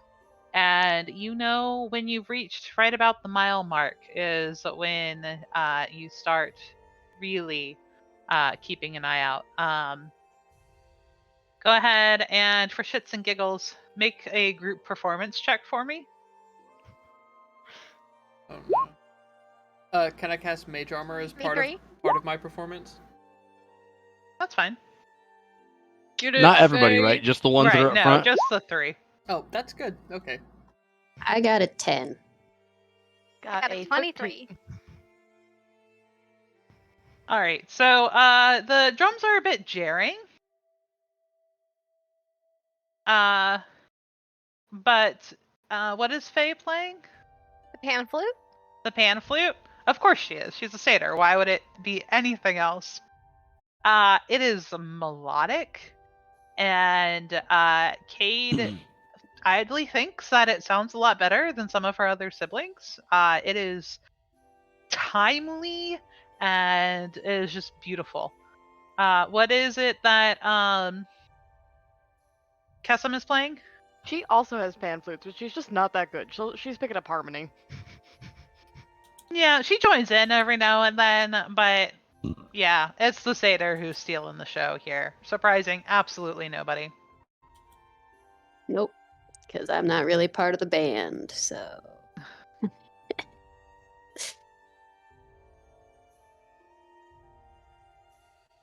Small snakes of lightning snaking across my body. Cool. So you guys get to a point where the path actually splits into 2. One continues a bit more northwest and the other southwest.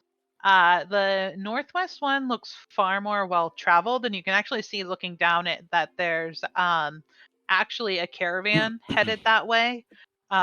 So using your 24 survival earlier, you deduct that it's probably best to go the lesser traveled one. And so you turn to the southwest and you start heading down this path until even with your keen eyes, the path sort of just loses its own way in like this little small copse of trees. You push through, and now you found yourself in what looks to be like a clearing of sorts. Just happily playing your music.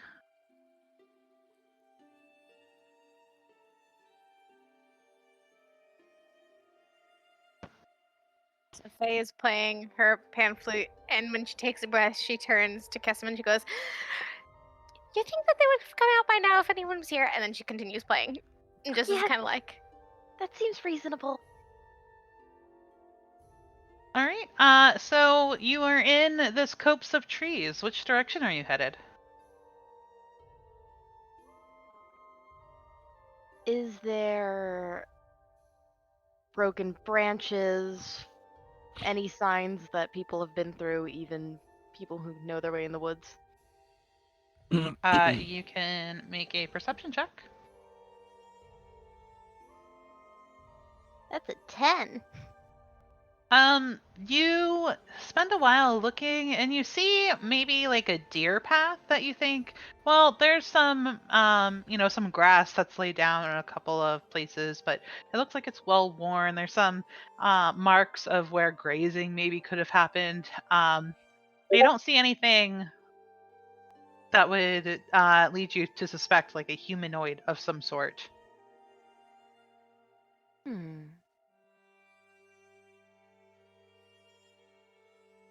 With your passive perception, Faye, you actually can detect. It took you a minute because you're still reminiscing about that delicious, delicious cheesy bread. But there's a hint of smoke in the air.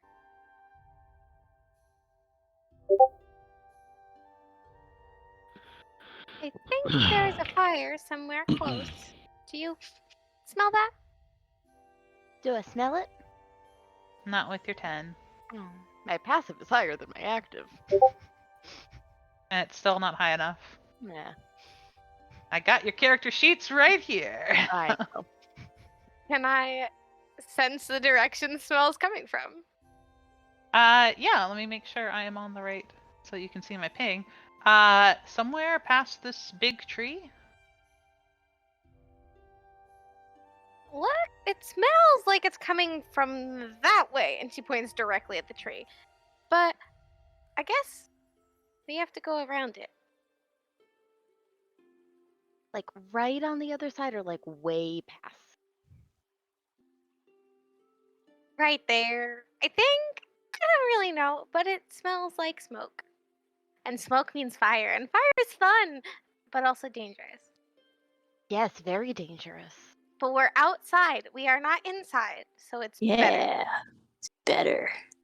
Okay, but if we're trying to lure bandits out, maybe we don't go into the bushes and chase them. Maybe like we set up here, set up like we're gonna like take a dinner break and make them come to us. Could they be near the fire though? If we They- want to set up camp and pretend. She says this in a whisper. Start the fire.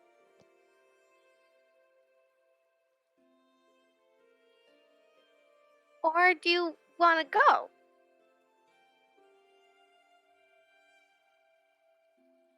I don't know which one you're leaning towards. No. A strategic planner? I'm not.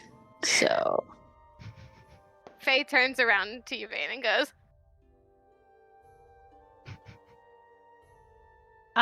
So Kessam, while you are playing your pan flute, I can assume that your shield is put away.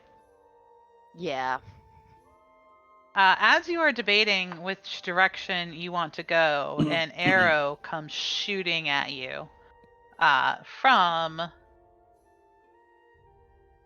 Again, that I'm on the right page. This direction with a 17. Yeah, that hits if I don't have my shield out. All right. man. Oh, actually, it would have been 17, 18. It would have been a 19. That definitely hits with my shield out. For 5 points of piercing damage. Ow. And with that, we're gonna roll for initiative. Woo. Da-na-na-na-na-na-na. First First one of the battle. game.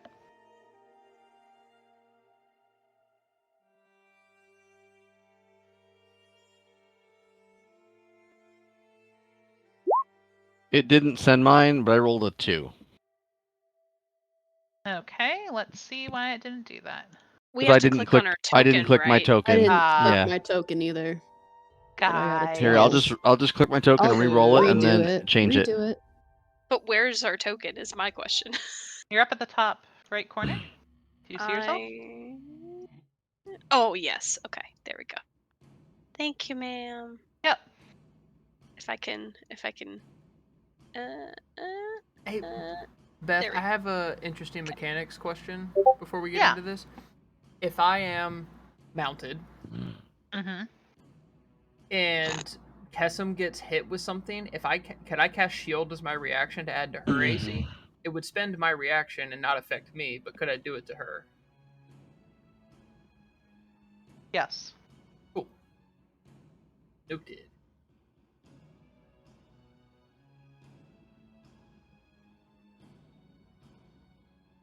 Okay.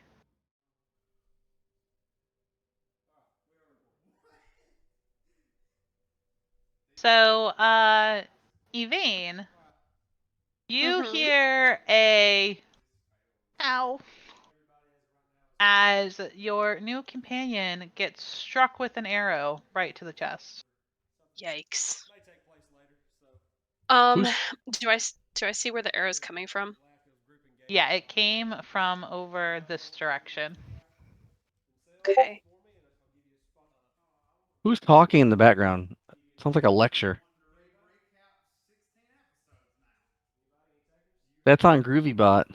Oh, Groovy played the wrong track. We're getting Well, that is kind of confused. terrifying. You know, somebody lecturing you. Yeah, it's just voices. The filibuster in the woods.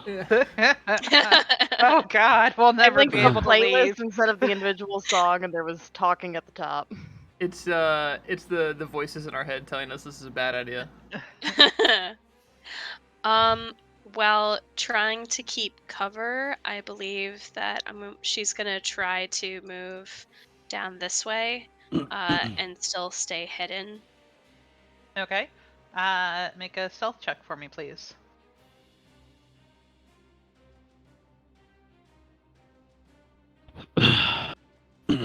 Dirty.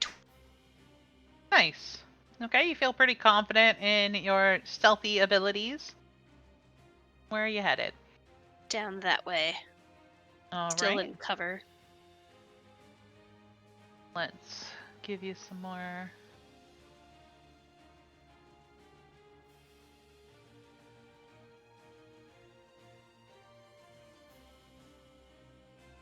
Cool. All right. And she just pulls out kind of her. She pulls out her light hammer and her mace. Okay. Hey, what are you doing? I pull out my scimitar, just because. And I move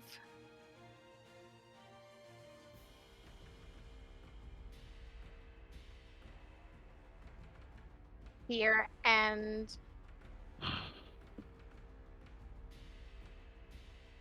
that's all I do for now. Okay.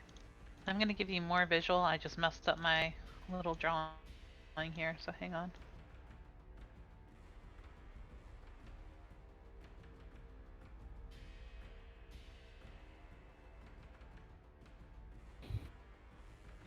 All right. You see a couple of tents and that fire that you smelled earlier. And curiously, you see a cage with a rather large black bear trapped inside of it.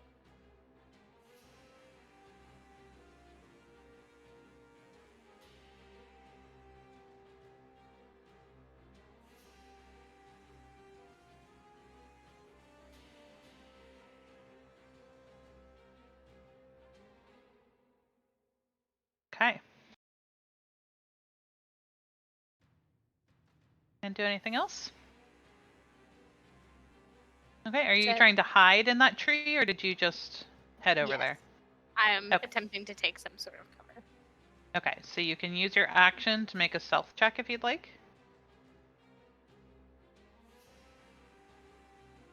16. Okay, you feel pretty confident that you know nature. You move a couple of branches and feel like you've disappeared into the wilderness. Cool. This black bear, as soon as that shot came from the arrow, from the crossbow, this is all happening at one time. You move your leaves to hide yourself, and he lets out a ferocious roar, and he starts trying to bash himself against his cage.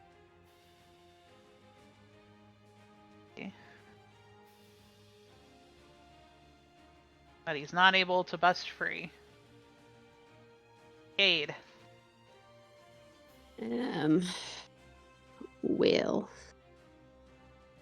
I'm gonna follow Faye over to where everything is. And I'm gonna pull my great axe off my back.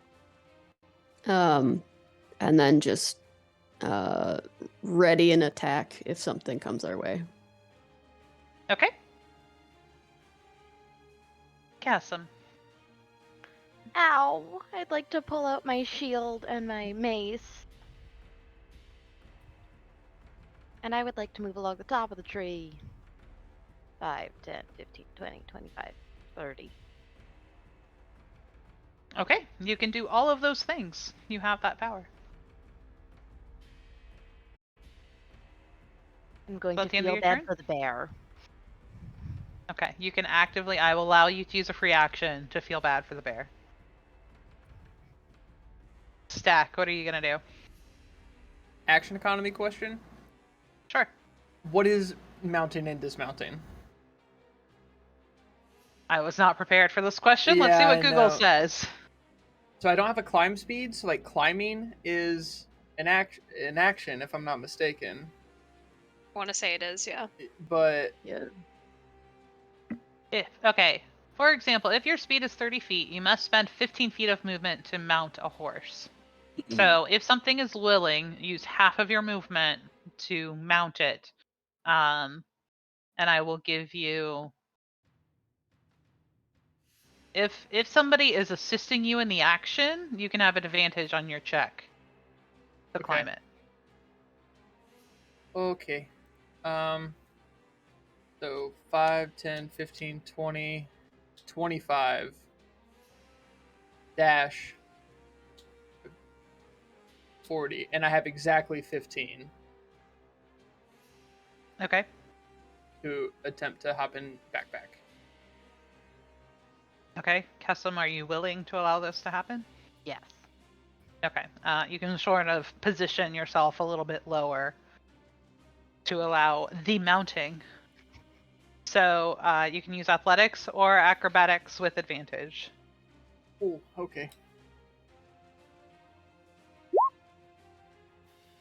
10. All right. It's not pretty, and it's not quiet, and it's a tad painful, but you're able to successfully climb your friend, and rest on her shoulders. I accidentally grabbed the bolt sticking out of her on my way up as like a handheld. Like, not great. That's the end of my turn. All right. And with that,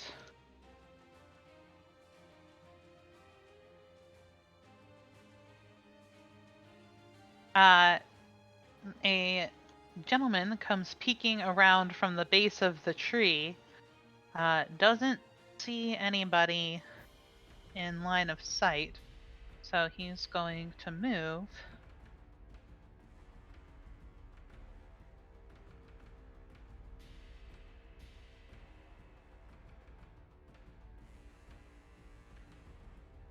Right.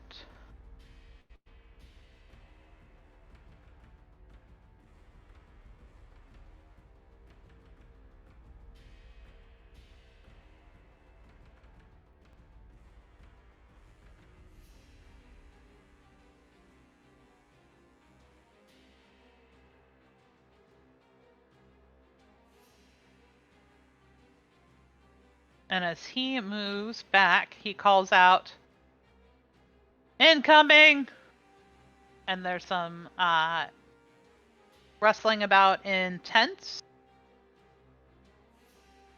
And Faye and Cade can see a couple more bandits come out. One of them appears to be rather small and is riding on a mastiff.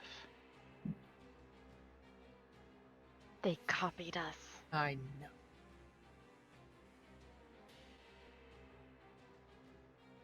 Go get him. All right. So the small one appears to be a gnome now to Kessim, who can see. Makes it around the corner on his mount and is going to shoot another bolt at Kessim. That's the only one they can see. 18. Beats. Shield. All right, so the crossbow bolt comes shooting out from his light crossbow, goes and, to add insult to injury, is aiming for that same spot where the other one met. Goes to pierce your skin when a shimmery field takes over and knocks it to the side. Thank goodness. It kind of looks like the mirror dimension from Doctor Strange. Like it's crystalline and everything's like fragmented just for a second. All right. Dr. Boom. Good stuff. So just so I'm tracking, damn it, Faye and Cade are in the tree, like they climbed it over here. No, or they're underneath it on the ground. They're underneath it. Yeah. Okay, and the only one the bandits see thus far is Kessim. okay, Kessim. And Stack. Yeah, who's on her back. I'm going to move. I got 30 feet. I'm going to try to kind of hide behind the trunk of the tree, and I'm going to try to lean out and take a shot at the bandit that's riding. Actually, can I reach? Shit, I don't think I can reach. Let me see. Yes, I can. Firebolt. I'm gonna shoot a firebolt, and what it looks like for anyone that sees me is I reach onto my bandolier and I grab an orange glowing little like cartridge, and I flip open the end of my gun and stick it in there, and as I unholster it, the whole canister behind me on my Pearl is the name of my system, turns orange to match, and I go poof, and shoot a big gout of fire, Nice. and I miss horribly. You do, unfortunately. Firebolt, just FYI, can ignite flammable objects. Uh-huh, it certainly can. Just letting you know that. So yeah. So,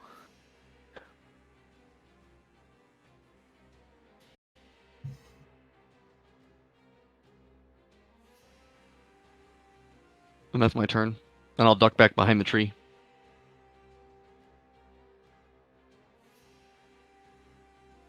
there we go.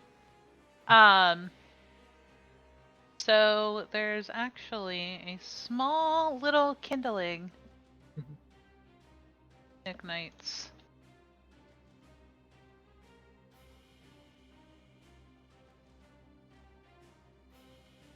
Oh, didn't mean to do a second one. I only see one. Good. All right, so back behind the bandit riding the mastiff, the firebolt strikes part of the tree and starts to burn some of the branches. Just starting. Evane. So she is going to take the.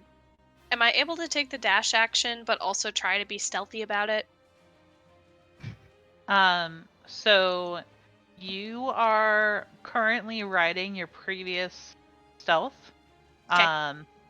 You cannot roll a new one if you're using your action to dash. So your movement it should be based off of your previous stealth.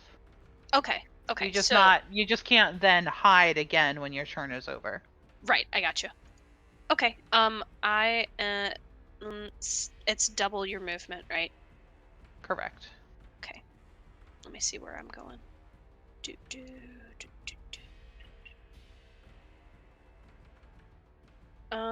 So she is going to go 45 feet down here and see if she can kind of see what else is around there. And try to her goal is she's trying to sneak around the camp, essentially. All right. Well, you have found the other one who disappeared.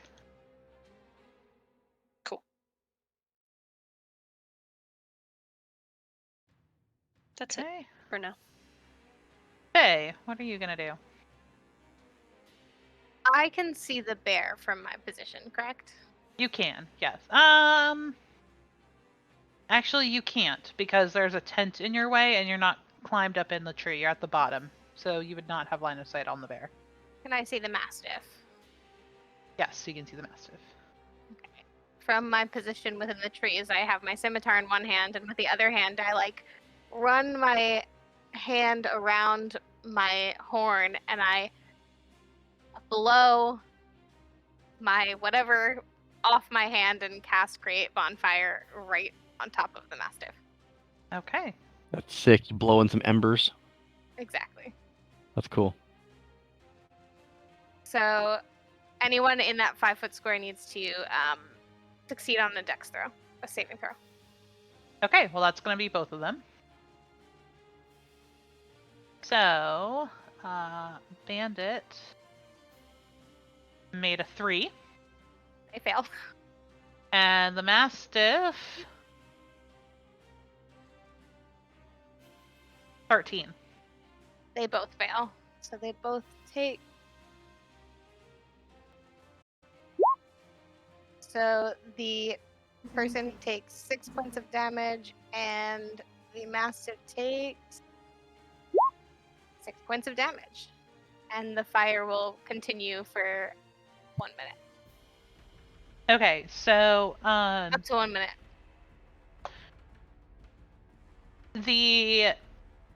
You are very familiar with fire. You've lived in it, right?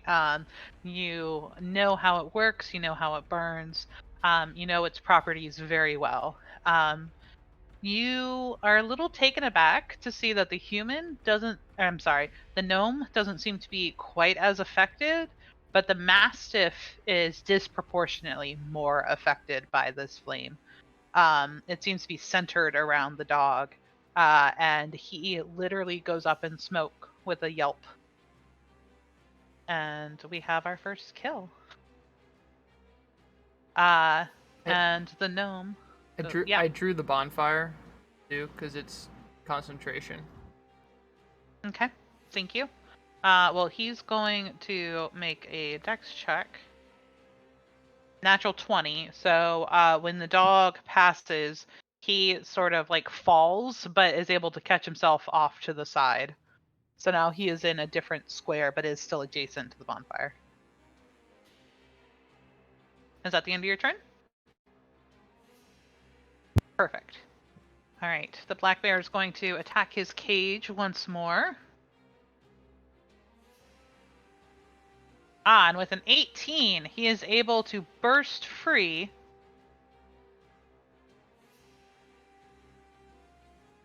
And he starts running.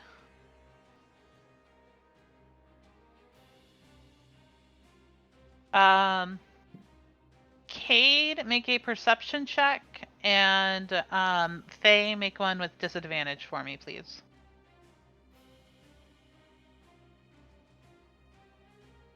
Perception 14. Okay, you rolled deception. Is that the same Wow. amount? No. Good job. No, my perception's a -1, so that would be a 12. Okay. All right. Reverse math. Reverse Cade. math. Your turn. Cool.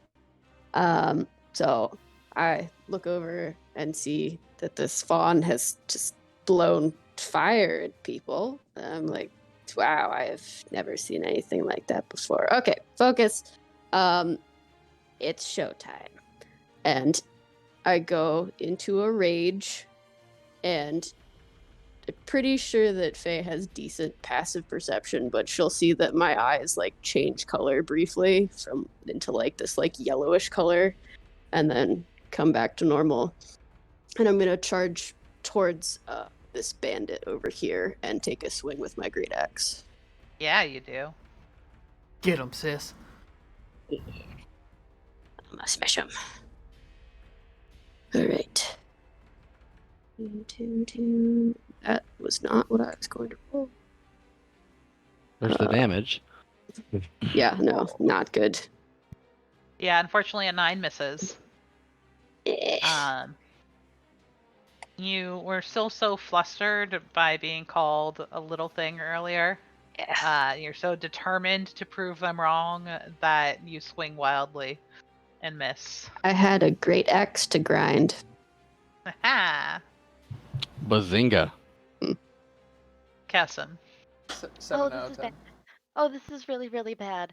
And she's gonna grab her holy symbol and pray to Saluna and throw bless on Stack, Faye, and Boom. Nice. All right. And So then she's gonna go invisible because she can do that. Am I a piece of equipment? no, Fuck! you go invisible. Stack is still now floating in air. God, close the gap! Close the gap! He's an archer! Just run at him! Okay, so heart with the circle around it means blessed. And it was those 3, right? Up to 3 Yeah. creatures of your choice? Yep, okay, perfect. They are the ones who are close enough. And let's see, what are we gonna use for invisible? The ninja face. You're not there. Hey, I'm now a ninja. You is ninja. I is ninja. 5, 10, 15, 20, 25, 30. Just tuck in over here. Okay. Stack is now floating in seeming midair. I hate this. I'm gonna try to jump off and come right to there. Okay. I will allow the same rules for dismounting as they are for mounting. But you are now going to roll at disadvantage because you can't see. But you're blessed. Right. So with advantage, but disadvantage. So straight. So straight. With a bless. Plus Okay. plus a d4. Yeah, you are able to make it just fine. So more through muscle memory than anything else, you climb your way down and are now standing in your own square again. Nice. I'm gonna reach my hand out, and the ground around the gnome kind of decays and latches up at the bottom of his feet as I cast Sapping Sting at him. Nice.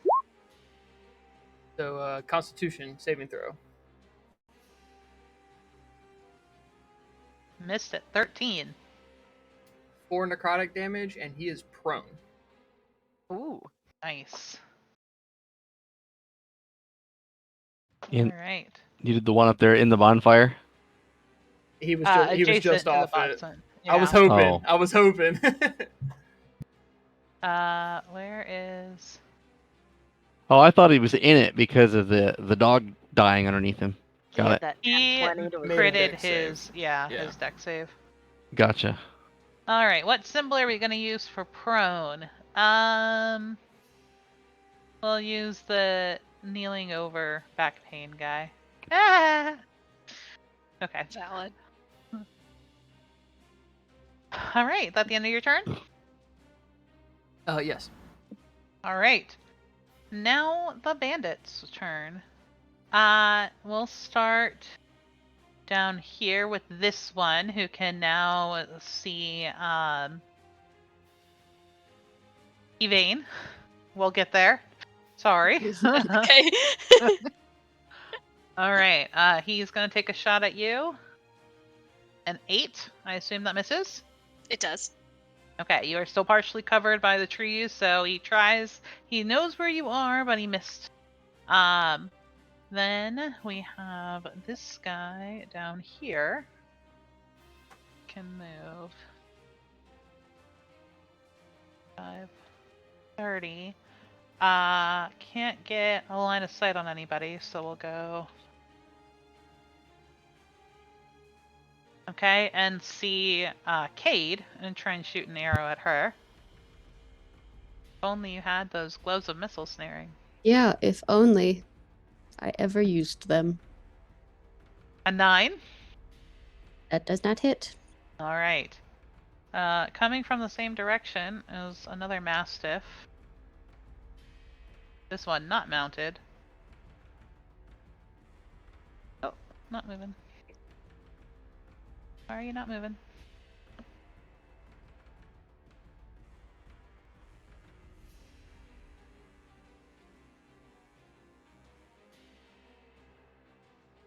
As far as he can go. The one adjacent to you, Cade is going to actually drop his crossbow and pull out his scimitar and take a slash at you for 16. Yeah. All right. That is 7 points of slashing damage. Halved due to my rage. Halved due to your rage. Are you So up? Are you up 3. or down? Yeah. Yeah, Oh, is it- I always round down. Okay. Gotcha. This one over here is prone. He He's not stunned, right? He can use No. half of his movement? Yeah. Okay. He will use half of his movement to stand. Look angrily at the thing that is in front of him and seemingly caused him pain, and will shoot an arrow. Another 8! These guys have never used a crossbow before in their life. Unless they're aiming at the big target, then they're real One good. of my little snakes of lightning arcs off and just slaps it down the way in.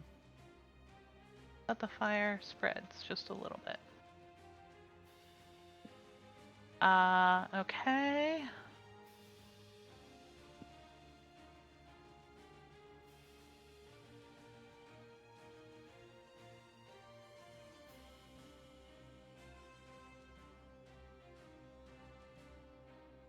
Make another perception check, Cade and Faye with disadvantage. Cade, regular, Faye, disadvantage.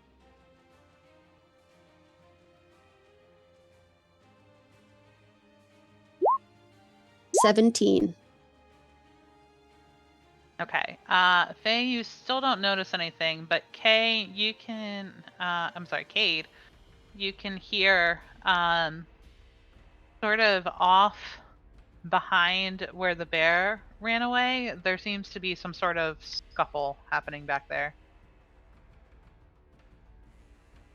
There are more things down in the back. All right, Dr. Boom, you're up. All right. I'm going to rush forward, and while I do, I'm going to yell to Stack, let me show you how it's done.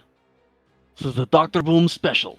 And I'm going to reach up to my visor and basically touch the side of it and shoot out 3 beams of fire as I hit Scorching Ray on this one, and this one. So you can't see this one because he's behind a tree. But okay. I will say this guy over here has half cover if you want to shoot at him or direct the second one at one of the other I'll two. shoot a second beam at one of these two, depending on if one of them drop or not. Sure. So one casting. Wait, how does this work? Okay, so 24 to hit. Yeah, that hits. For 4 fire. 15 to hit. That still hits. Okay. That was to the second one here, to the second one there. Yep. Neither of them drop, so I'll shoot another beam at the one, actually the one down here. Okay, not the one in front of Cade. Yep. Okay. If it'll roll it. Come on. D&D Beyond. Alright, I'm just going to roll it like this. So 15 to hit. Yep. For another 5 damage. Alright, how would you like to kill him?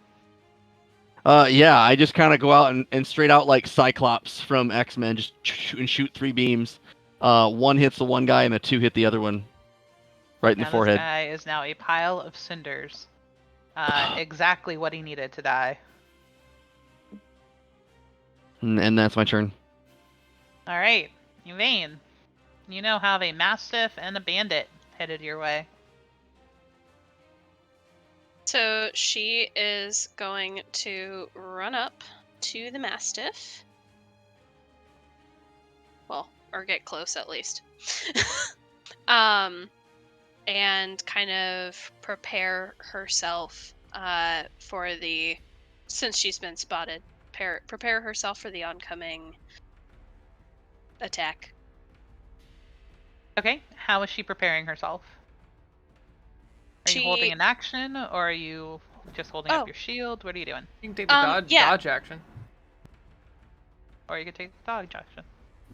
Can I hold my action until the Mastiff comes and leaps at me, and then I can attack him? Yes. With my, shocking grasp. Okay. I'm gonna hold your cantrip until the Mastiff attacks you. Alright. Faye, what do you want to do? I'm going to stay within the cover of trees and once more rub my lucky horn and blow my Your lucky embers horn. out to the sky. Okay.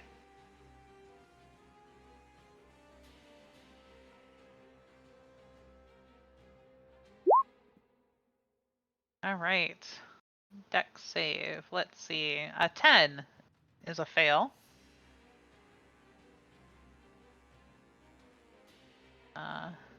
He's not looking too hot. He's not enjoying fire or life right now. Let's see. How long does create bonfire last? Does it say? It's concentration or up to 1 minute, so the other flame is out now. Right. Okay. But we got to move it to this one, and somebody did. All right. Perfect. I got you. Thank you. All right. Beautifully done. Let's see. Bear's turn.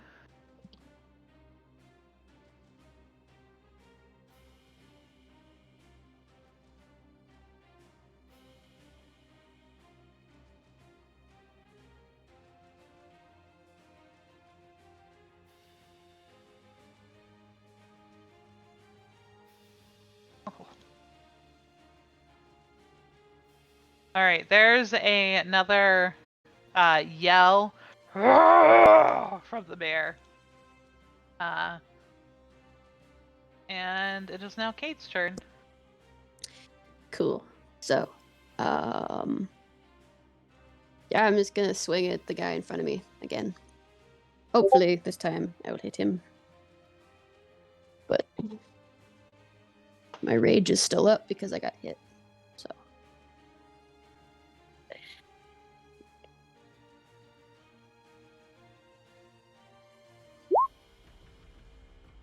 A 14 does hit. How would you like to slice him in twain? I would like to go right for his kneecaps because that's what's right in front of me. Makes sense. Just chopping a tree down. And these kneecaps have already been cindered quite a bit. There's a literal bonfire beneath of him. They split rather easily, and he goes timber like a tree, falling over. Decapitated. Kessim, who is Ninja. She comes back from Ninja because it only lasts until the start of her next turn. Okay. She's gonna. I'm sorry, I didn't realize it would work like that. And she's gonna throw a sacred flame at that guy. I'm sorry.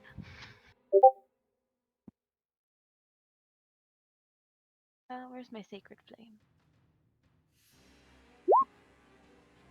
All right. 14 dex save. He got a 14. Well, he has been harassed by a number of things coming his way. He's getting a little bit more wise. Would you like to move?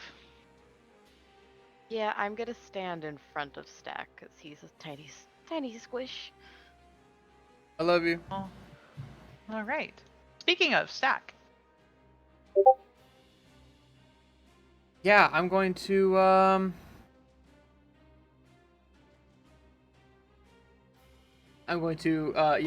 climb up. Are you still invisible, Kessim? No, Oh, I came back. Oh, that's right. Yeah. Okay. But I do need your check, please. Yes.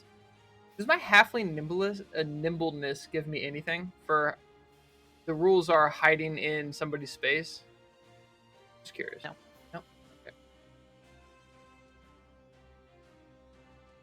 Man, if only we had an artificer in the party to talk to about a saddle. If only. Trust me, I've already had those thoughts, buddy. We can dream of such things, but they're just dreams. 16. Okay, yeah. You are able to, especially now that you can see, successfully climb your way back up. Yeah, so for my first spell, it was like muddled down, but the death and the necrotic energy kind of reanimates and tries to grab him again and bring him back down. So Okay. it's a dex save, Constitution. It's a 5. Prone. Do necrotic. All right. He lets out a grunt as he is pulled back to the earth. Seems to be more perturbed by, going up and down than he is actual necrotic damage. But we will start back up here with him. He's going to stand back up. Look at this combination of people. And shoot a crossbow. 22 to hit Kesem. Yeah.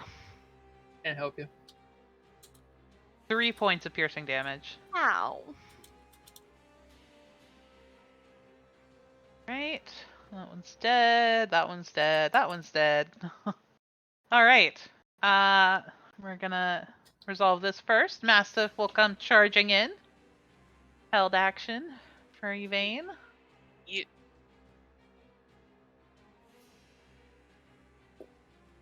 Does a 12? A 12 does in fact hit. That matches his Yay! AC. Okay, cool.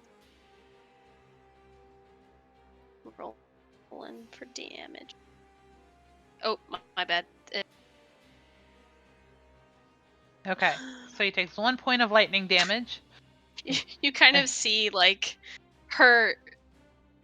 She braced up for this, right? So she like holds her hand out to the mastiff as he tries to take a chomp. She like touches him on the head, and she thinks that she's gonna like really, have this. She's prepared for this, and all of a sudden you just see this like little blue lightning kind of goes on the dog's head, and that's kind of it. Was it that, or was it the static electricity that you had like accidentally built up over time? Yeah. All right. In response to this fearsome attack, he's going to bite you. He's going to crit with a 23. God damn it. Woo! I would like to blow my DM inspiration to reroll that. Okay, nicely done. Thank you. Reroll that. It would have been fun to see our first crit table. Wouldn't it though? That's for us. It's not for them. All right, a 21 to hit. Yeah, that still hits. All right. He's going to take a chunk out of you for 3 points of piercing damage. No. And then he's going to try and shake his head. And as he does so, I need you to make a strength saving throw or be knocked prone. Okay. Okay. 6. Okay. That is good enough. You plant your feet solidly and you let him bite your hand, but not take you down. Good. So seeing that, instead of running in, this bandit over here is just going to shoot an arrow at you. A 12 is a miss. Yes. All right. Dr. Boom. All right, I'm going to run over and say, "Hold on, Yvain." That was terrible. That was that accent. And I'm going to grab a green spell cartridge and slam it into my gun, and take a shot as this big, slow burst of acid flies out. And I'm casting Tasha's Caustic Brew, and it should hit both of these remaining targets because it shoots a line 30 feet long and 5 feet wide of acid. Nice. Sweet. DC 13 Dex save. All right.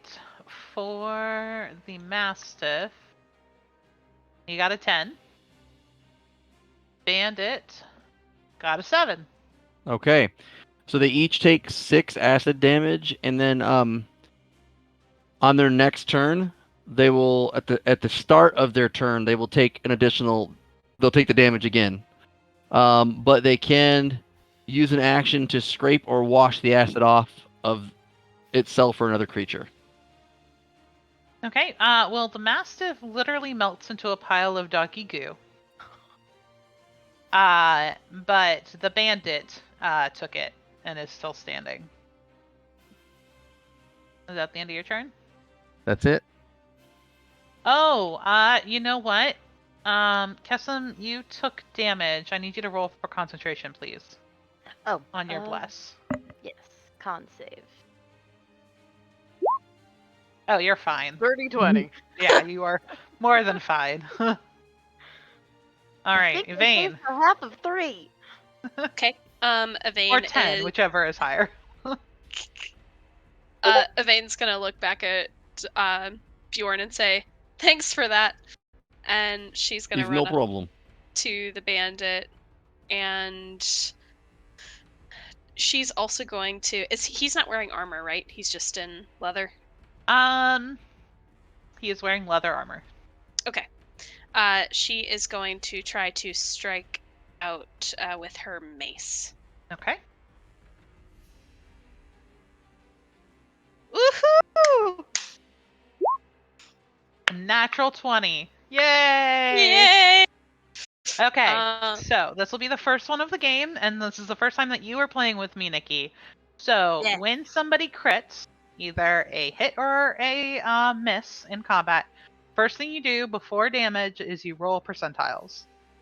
So Okay. please roll me percentile dice. Meaning the D100, right? Correct, yes. Cool. And Oh, potentially this is special effects happen. so exciting. All right. Unfortunately, a 50 is just still a critical hit. Nothing extra happens. Still cool. Way to build it All up. Yeah.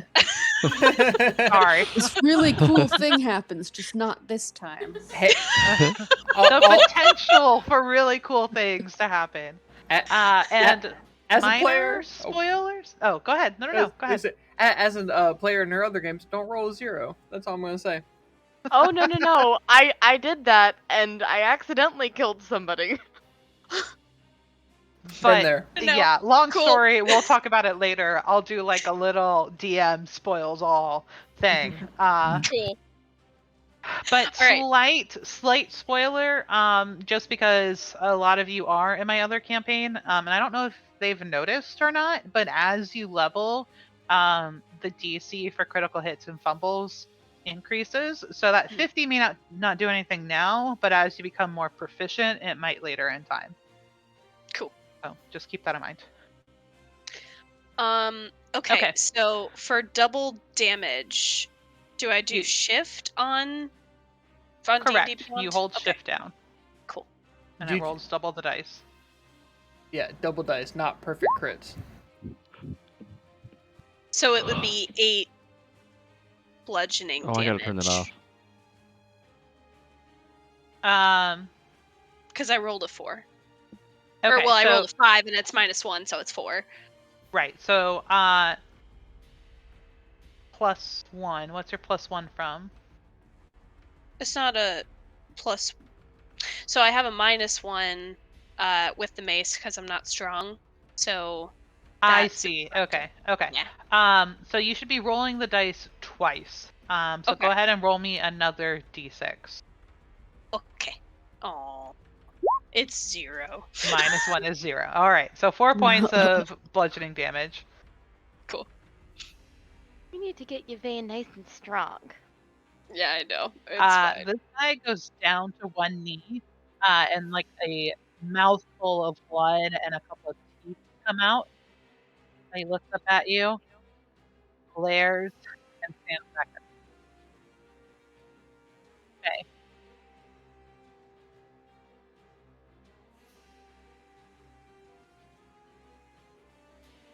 Okay. So I'm finally gonna move. Faye moves.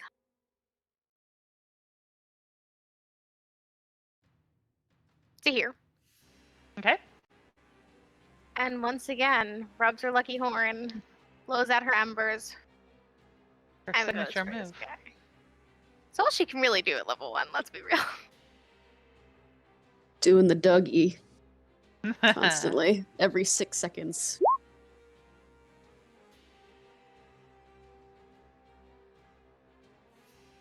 All right. Dexterity saving throw. Let's see. 12. How would you like to kill him?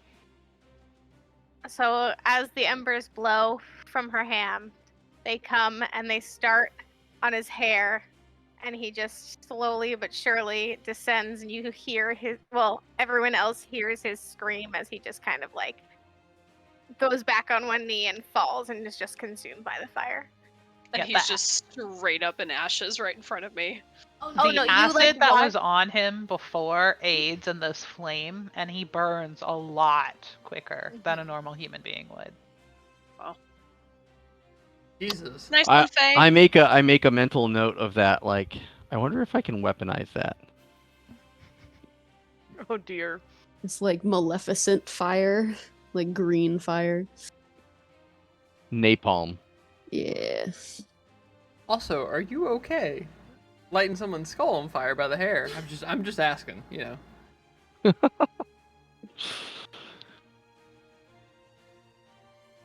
Brandis is happy as can be. This is better than cheesy bread. All right. The best thing since cheesed bread. Still have half a loaf. So do we. Kate. Well, I look around and see that everybody is goo except for the one in front of my brother. So I'm gonna run over there and I'm gonna double move and just get right in his face and be like, "Come on, hit me." You're so fucking adorable. Kessa. Do we want him alive, guys? Nah. Yes! I'm gonna cast sleep. It is well past that point.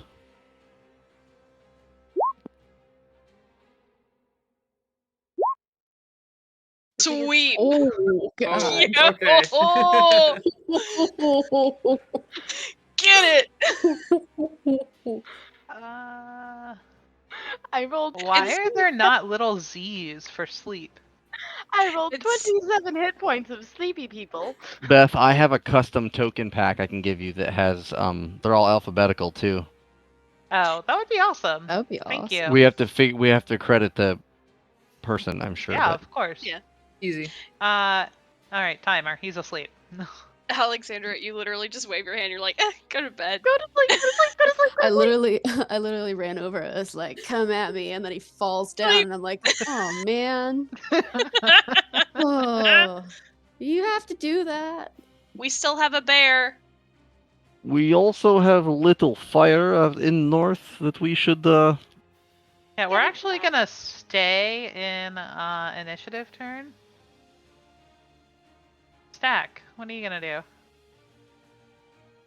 I'm looking at prestidigitation. Okay. Oh, I don't want to dismount. Are we really keeping him alive? I thought we were exterminate the camp and go back. That was the plan. You're messing up the plan. I'm sorry. Don't get on her. We need to find out where they got this stuff from. You are. He's already on her. Not what I meant. Yes, mounted. I'm going to. It's so bad. It's so good. That's gonna- what she said. I'm gonna jump. I'm gonna jump off.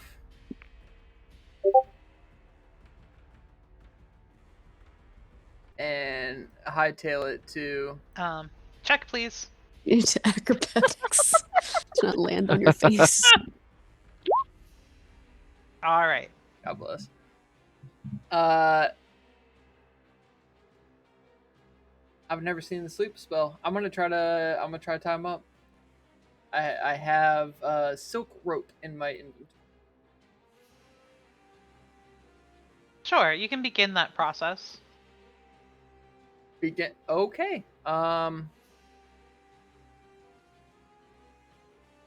Movement action. Could I have bonus action to get further or no?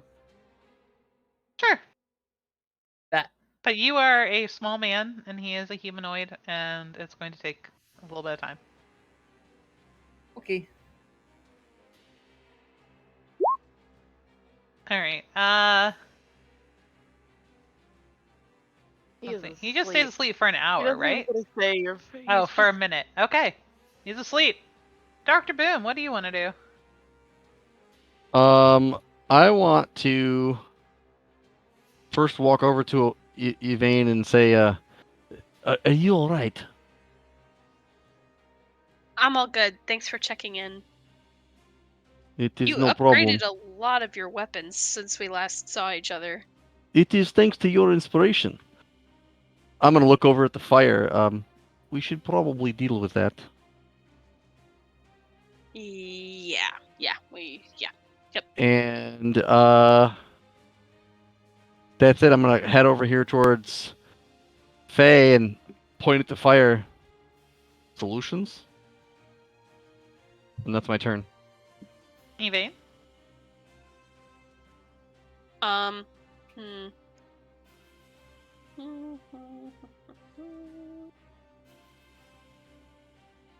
I think she is going to. Let me see if I can get there. 1 second. Okay. She can get there. So she is. She is going to take out her water skin and just kind of pour it out on the fire to put it out. It's in the On- trees up here. Yeah, no. It's in the trees? Wait. Yeah.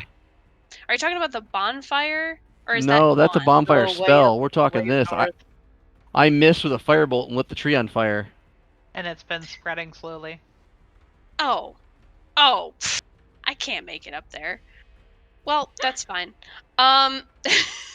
So I'll just move, and because she technically, I think at that point, like, that's pretty far away, and it was probably covered, so she moved to go see it.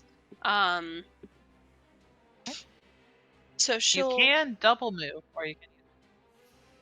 yes. I think she's still remembering that there was a bear growl. It seems to have ceased, but that's worrying almost more than it hearing it. So she'll actually move towards that direction. So she'll Yeah, the double bear move growl in. came from somewhere this direction. I also Down. shouted that there was stuff back there, not that I elaborated. Yeah. So she'll head that way and say, "You can take care of the fire. I'm gonna go check out what's over here." All right, and you move some, so let me reveal a little bit more.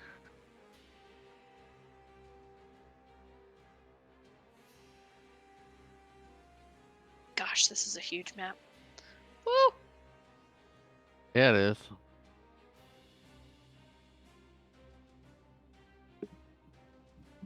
All right. Hey, what are you doing? Okay, so she is also going to move. Nope. Change my cursor to here. And the rest depends on what she sees. Sure.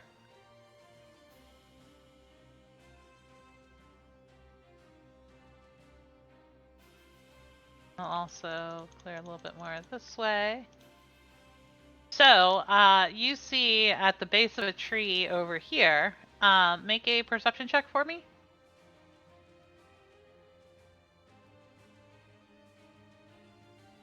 All right. You see another bandit who seems to be pierced in a number of places by teeth marks and claws. Okay. I'm going to hold my dash action for if I see anybody coming Okay. at me. Cade. How far is my brother into tying this dude up? About halfway. Can I help him finish tying up this guy?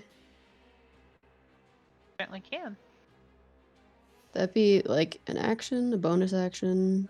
Because That's I gonna was be your gonna try. action. I was gonna try and like sort of lift him, but it's fine if I can't. But yeah, that's all I got. I mean, you can attempt to lift him, but it's going to be awkward because your brother's still trying to tie him up. Yeah. So I'll continue helping to tie up this person and look over at the burning fire and be like, well, I don't know what to do with that. And I look back to Cassim and I'm like, there's stuff on fire. And then I continue. All right. Speaking of, Cassim. I don't know what to do. 5, 10, 15, 20, 25 with a diagonal. I could probably get to there. How bad is the fire? Bad, but it is spreading. It has, like, as a couple leaves fall, the flaming leaves land on another branch and those catch. And it's not, those 5 feet squares are not fully engulfed in flame, but there are little embers starting to catch on all of them. You need help over here? Lots of water? And I don't really have much else I can do. I could just get closer. Be like, Okay. Sack. I'm really not good at this. Do you want to take over? And I just Yeah. kind of hand the ropes, and I'll I got take off toward the fire. Okay. And if one of these is a little bit dimmer, I would like to cast Prestidigitation to instantaneously light or snuff out a candle, torch, or small campfire. Would it Okay, make... that'll work for this one in the back, because that's the one that's the most recent one. Okay, 10-foot range. Conan? Yep, that works. Okay. That's it. All right. Sleepy Joe, Dr. Boom. I'm gonna go over here. And just look around. Do I see any signs of the bear or other bandits hiding? You can make an investigation check or a perception check. Let's do perception. Perception check. Okay. You spend a moment listening. You put the finger in the air. Not quite sure how that helps, but it seems to. And you feel pretty confident that the only living thing outside of insects and small animals are you guys and the guy that you have bound up over here. Okay. And with that, we're going to leave initiative. So I will turn to Faye and say, you seem to have skill with fire. Can you put them out as well? I can't do that part. I just like watching things sparkle with the light. Me too. I think we'll get along well. I'm good at starting them, but not so good at putting them out. I guess we have that in common. You see And the Evade. DM finds the Achilles heel of the team. the whole team. Evane hears this going on, and she literally takes out a notebook, and you see her jot down something, and then puts it back. Nice. Make fire extinguisher. I want to go over to the remains of the goopy guy that burnt up, and use like an empty vial or bottle and scoop up some of the goo that's left. Okay. Of him. You can do that. Gross. Not a problem. Phase. And I'm gonna say that through the combined efforts of Kesem, just and prestidigitation over and over again that the fire eventually goes out. But it's going to take a solid, 30 seconds. I imagine blanket, smother the flames, Yeah. prestidigitation, keep them lower, smother, gone. Exactly. But it's a team effort that you're able to douse the flames. All right. What are we? Congratulations, guys! You survived your first combat encounter. Miranda was killing it. Yeah. Literally. Kill it with fire. I've been summoned to make a drink. Excuse me. Good. I literally added vial of goo from burned acid covered bandit to my inventory. Nice. It weighs 1/4 pound. Nice. All right. So what are you guys gonna do? What are we doing with this guy? I finished tying him up, and he's just sitting there. Well, Do we take him back? Because I can lift him.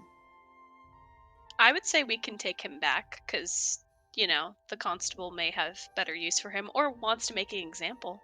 That's He's up to him. proof. But also, we should find all the things that they stole. So, and Evane walks over to the, tents and looks around to see what they have. Certainly. Go ahead and make an investigation check.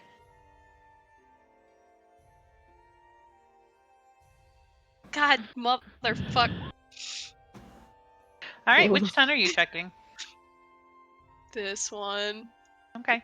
Go ahead and make me a Constitution saving throw, please. Oh no. Oh. Yes, ma'am. Are you blessed?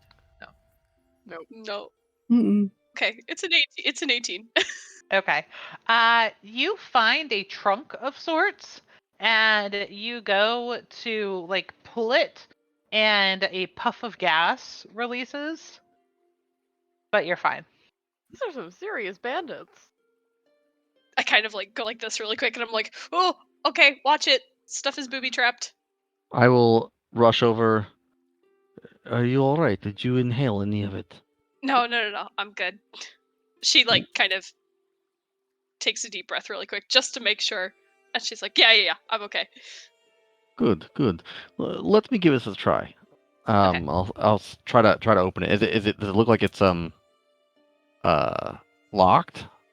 It does not appear to be locked in any way. I mean, does it look like it disarmed the trap when she messed with it, or is it still You can make an trapped? investigation check.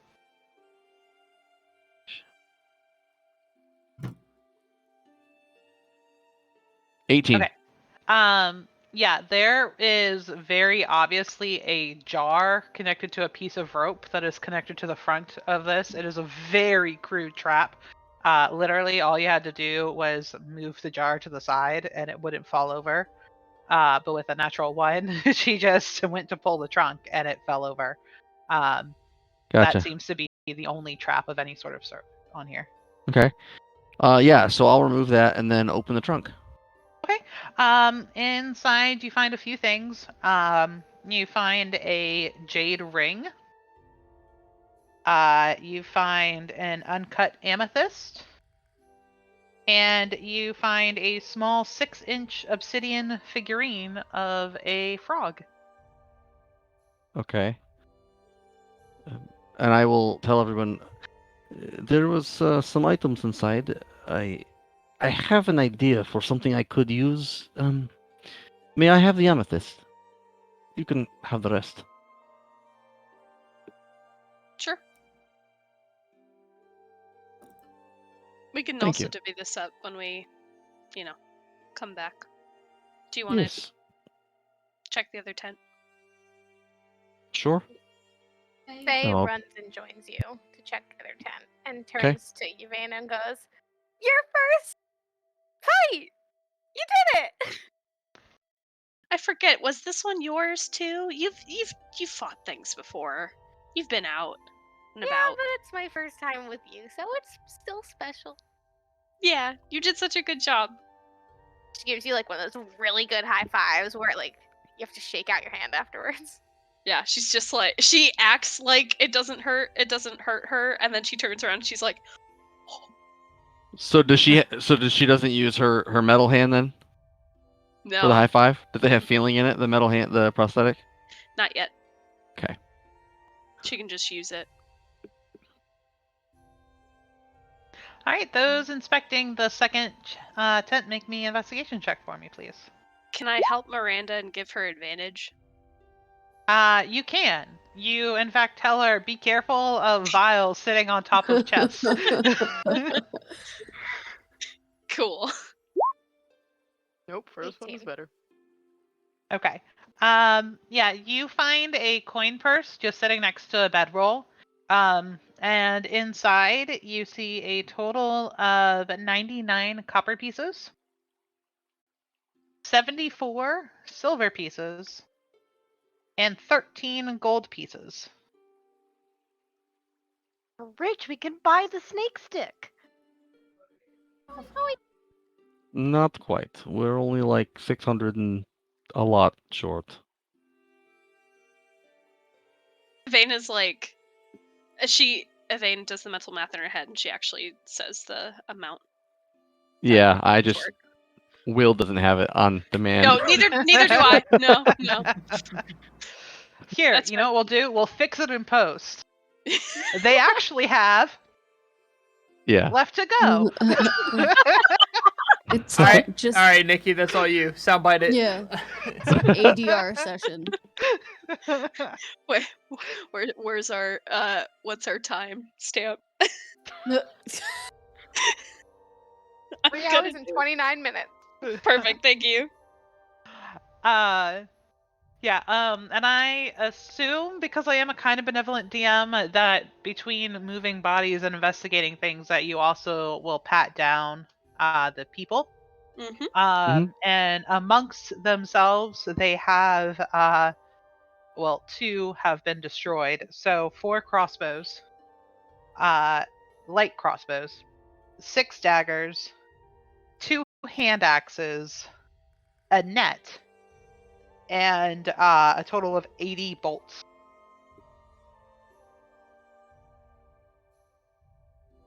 Can you say that one more time for Absolutely. me, please? A total of 4 light crossbows, 6 daggers, 2 hand axes, 1 net, and 80 crossbow bolts. Oh, Nikki, sweet. would you mind posting that in loot at some point? Yeah, I will. And we haven't talked about this, but I did mention that we are going to be keeping track of weight. So once you post it in loot, just divvy up it however you want, so everybody knows who has what. I'm not carrying shit. Just put that out there. Me Fortunately, we I have a carry. barbarian. And a fur I ball. love And a the fur mental ball. picture Oh yeah. of a 3-foot something carrying a bunch of javelins and weapons, Yeah, just like exactly. 3 feet taller than herself. Speaking of, do I need to roll to lift this person? What is your carrying weight? What is my carrying weight? I must find it. 12. I have a kind of an RP thing around this time. Yeah, absolutely. Absolutely, while I try and figure out where my thing is. Weight, carry... While all the looting was going on, I'm gonna look at Kessim. Are you okay? I'll fix myself up. I'll be all right.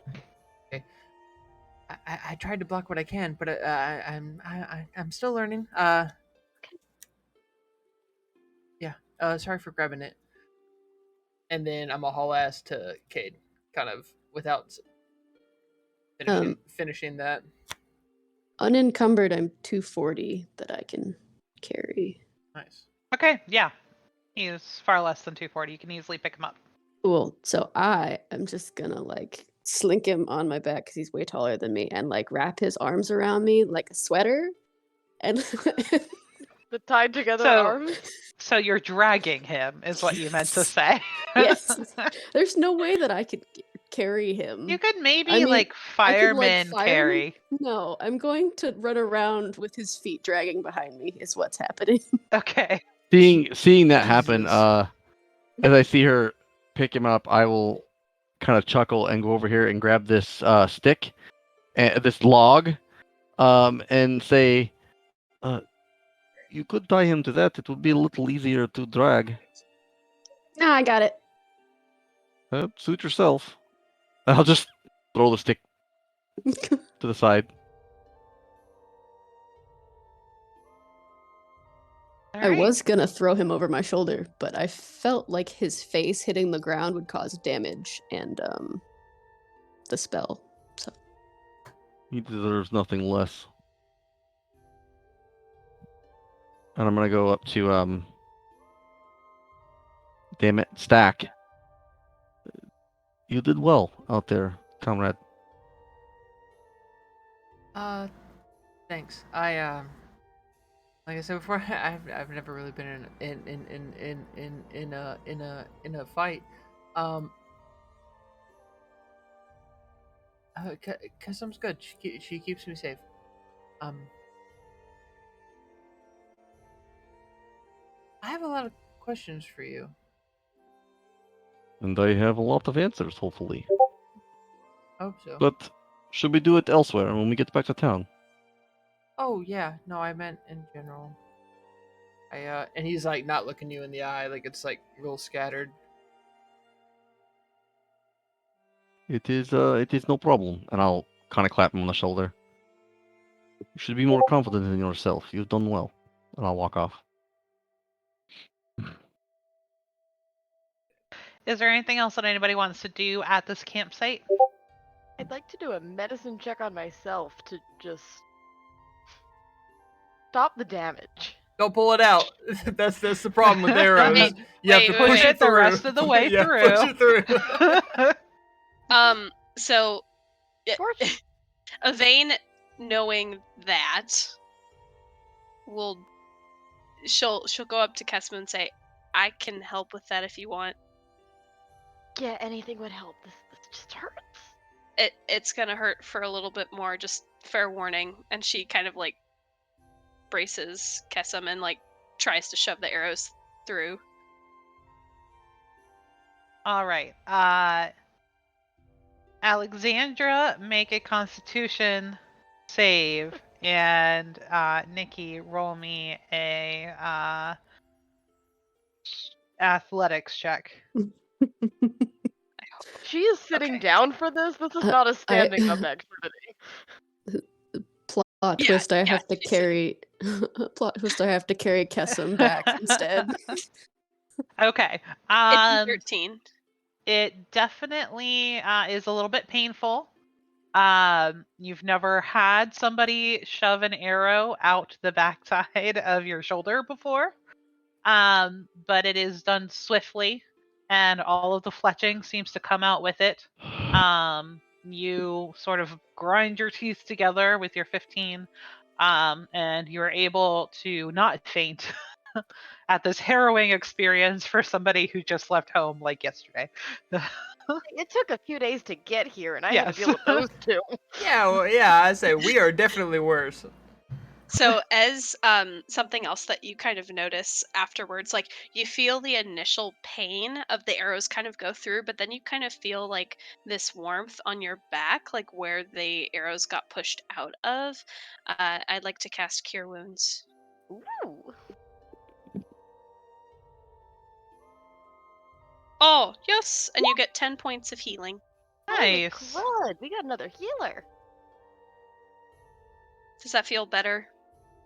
Yeah, thank you. You're welcome. My mom taught me that one. And you kind of see her, like, she was smiling, and then when she mentioned her mom, dropped down and, yeah, turned back around. I'm very sorry. Oh, no, she's sadly still alive. Oh. That's not a family dynamic I'm used to.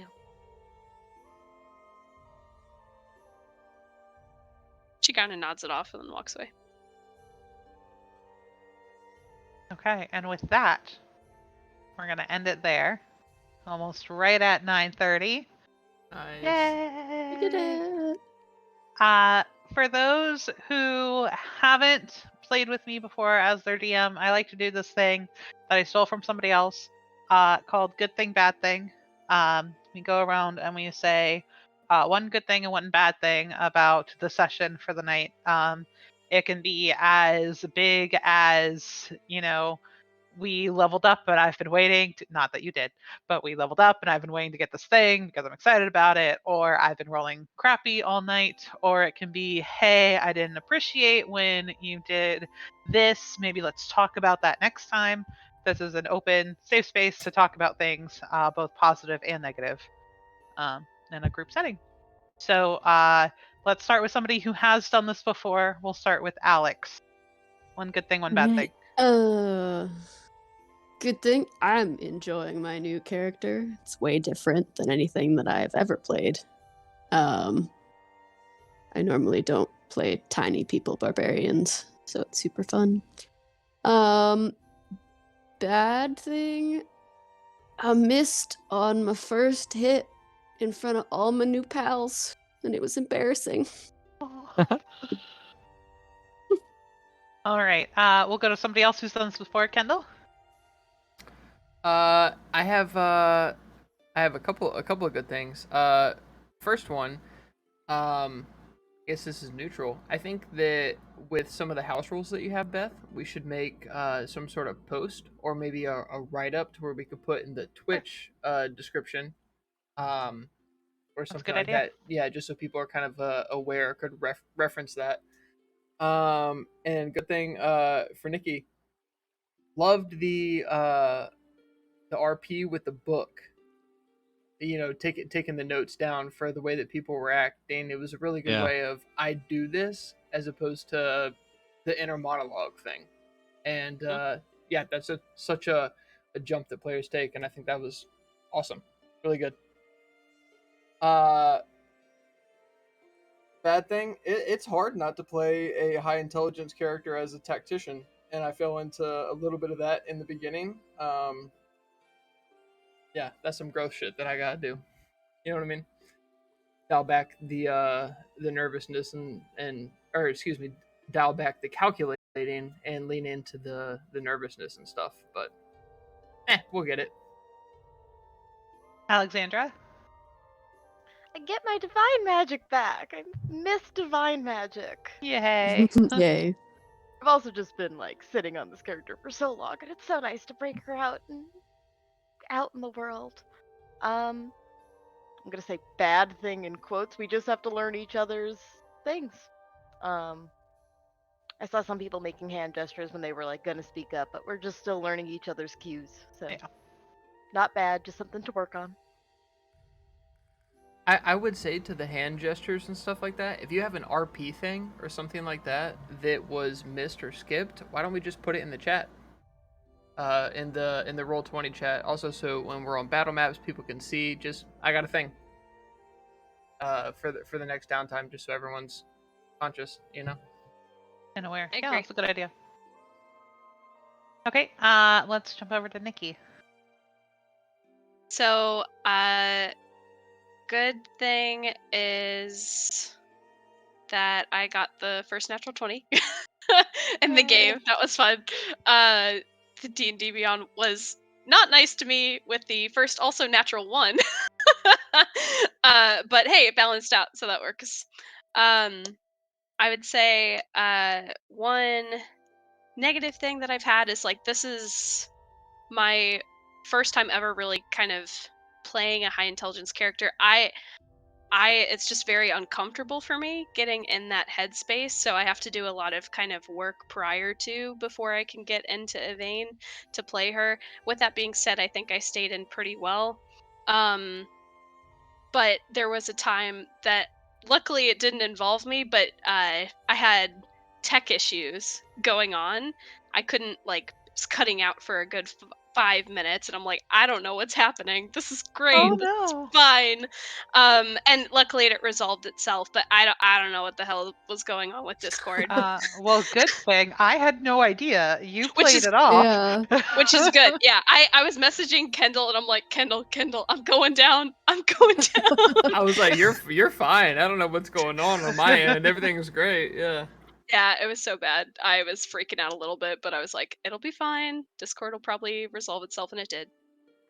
One thing I did want to check in with Will about, I did not mean to make you feel at all like Evane, I think in her she became a little bit more judgmental than I wanted her to this session. That was the other bad thing for me. Oh, I didn't have any issues. Okay. I mean, I assume that Bjorn is. My intent is to play him as a very kind of a pompous, cocky asshole. So I assume that people will read more into my stuff or call me out on things. That's kind of. I didn't think anything of it. Okay.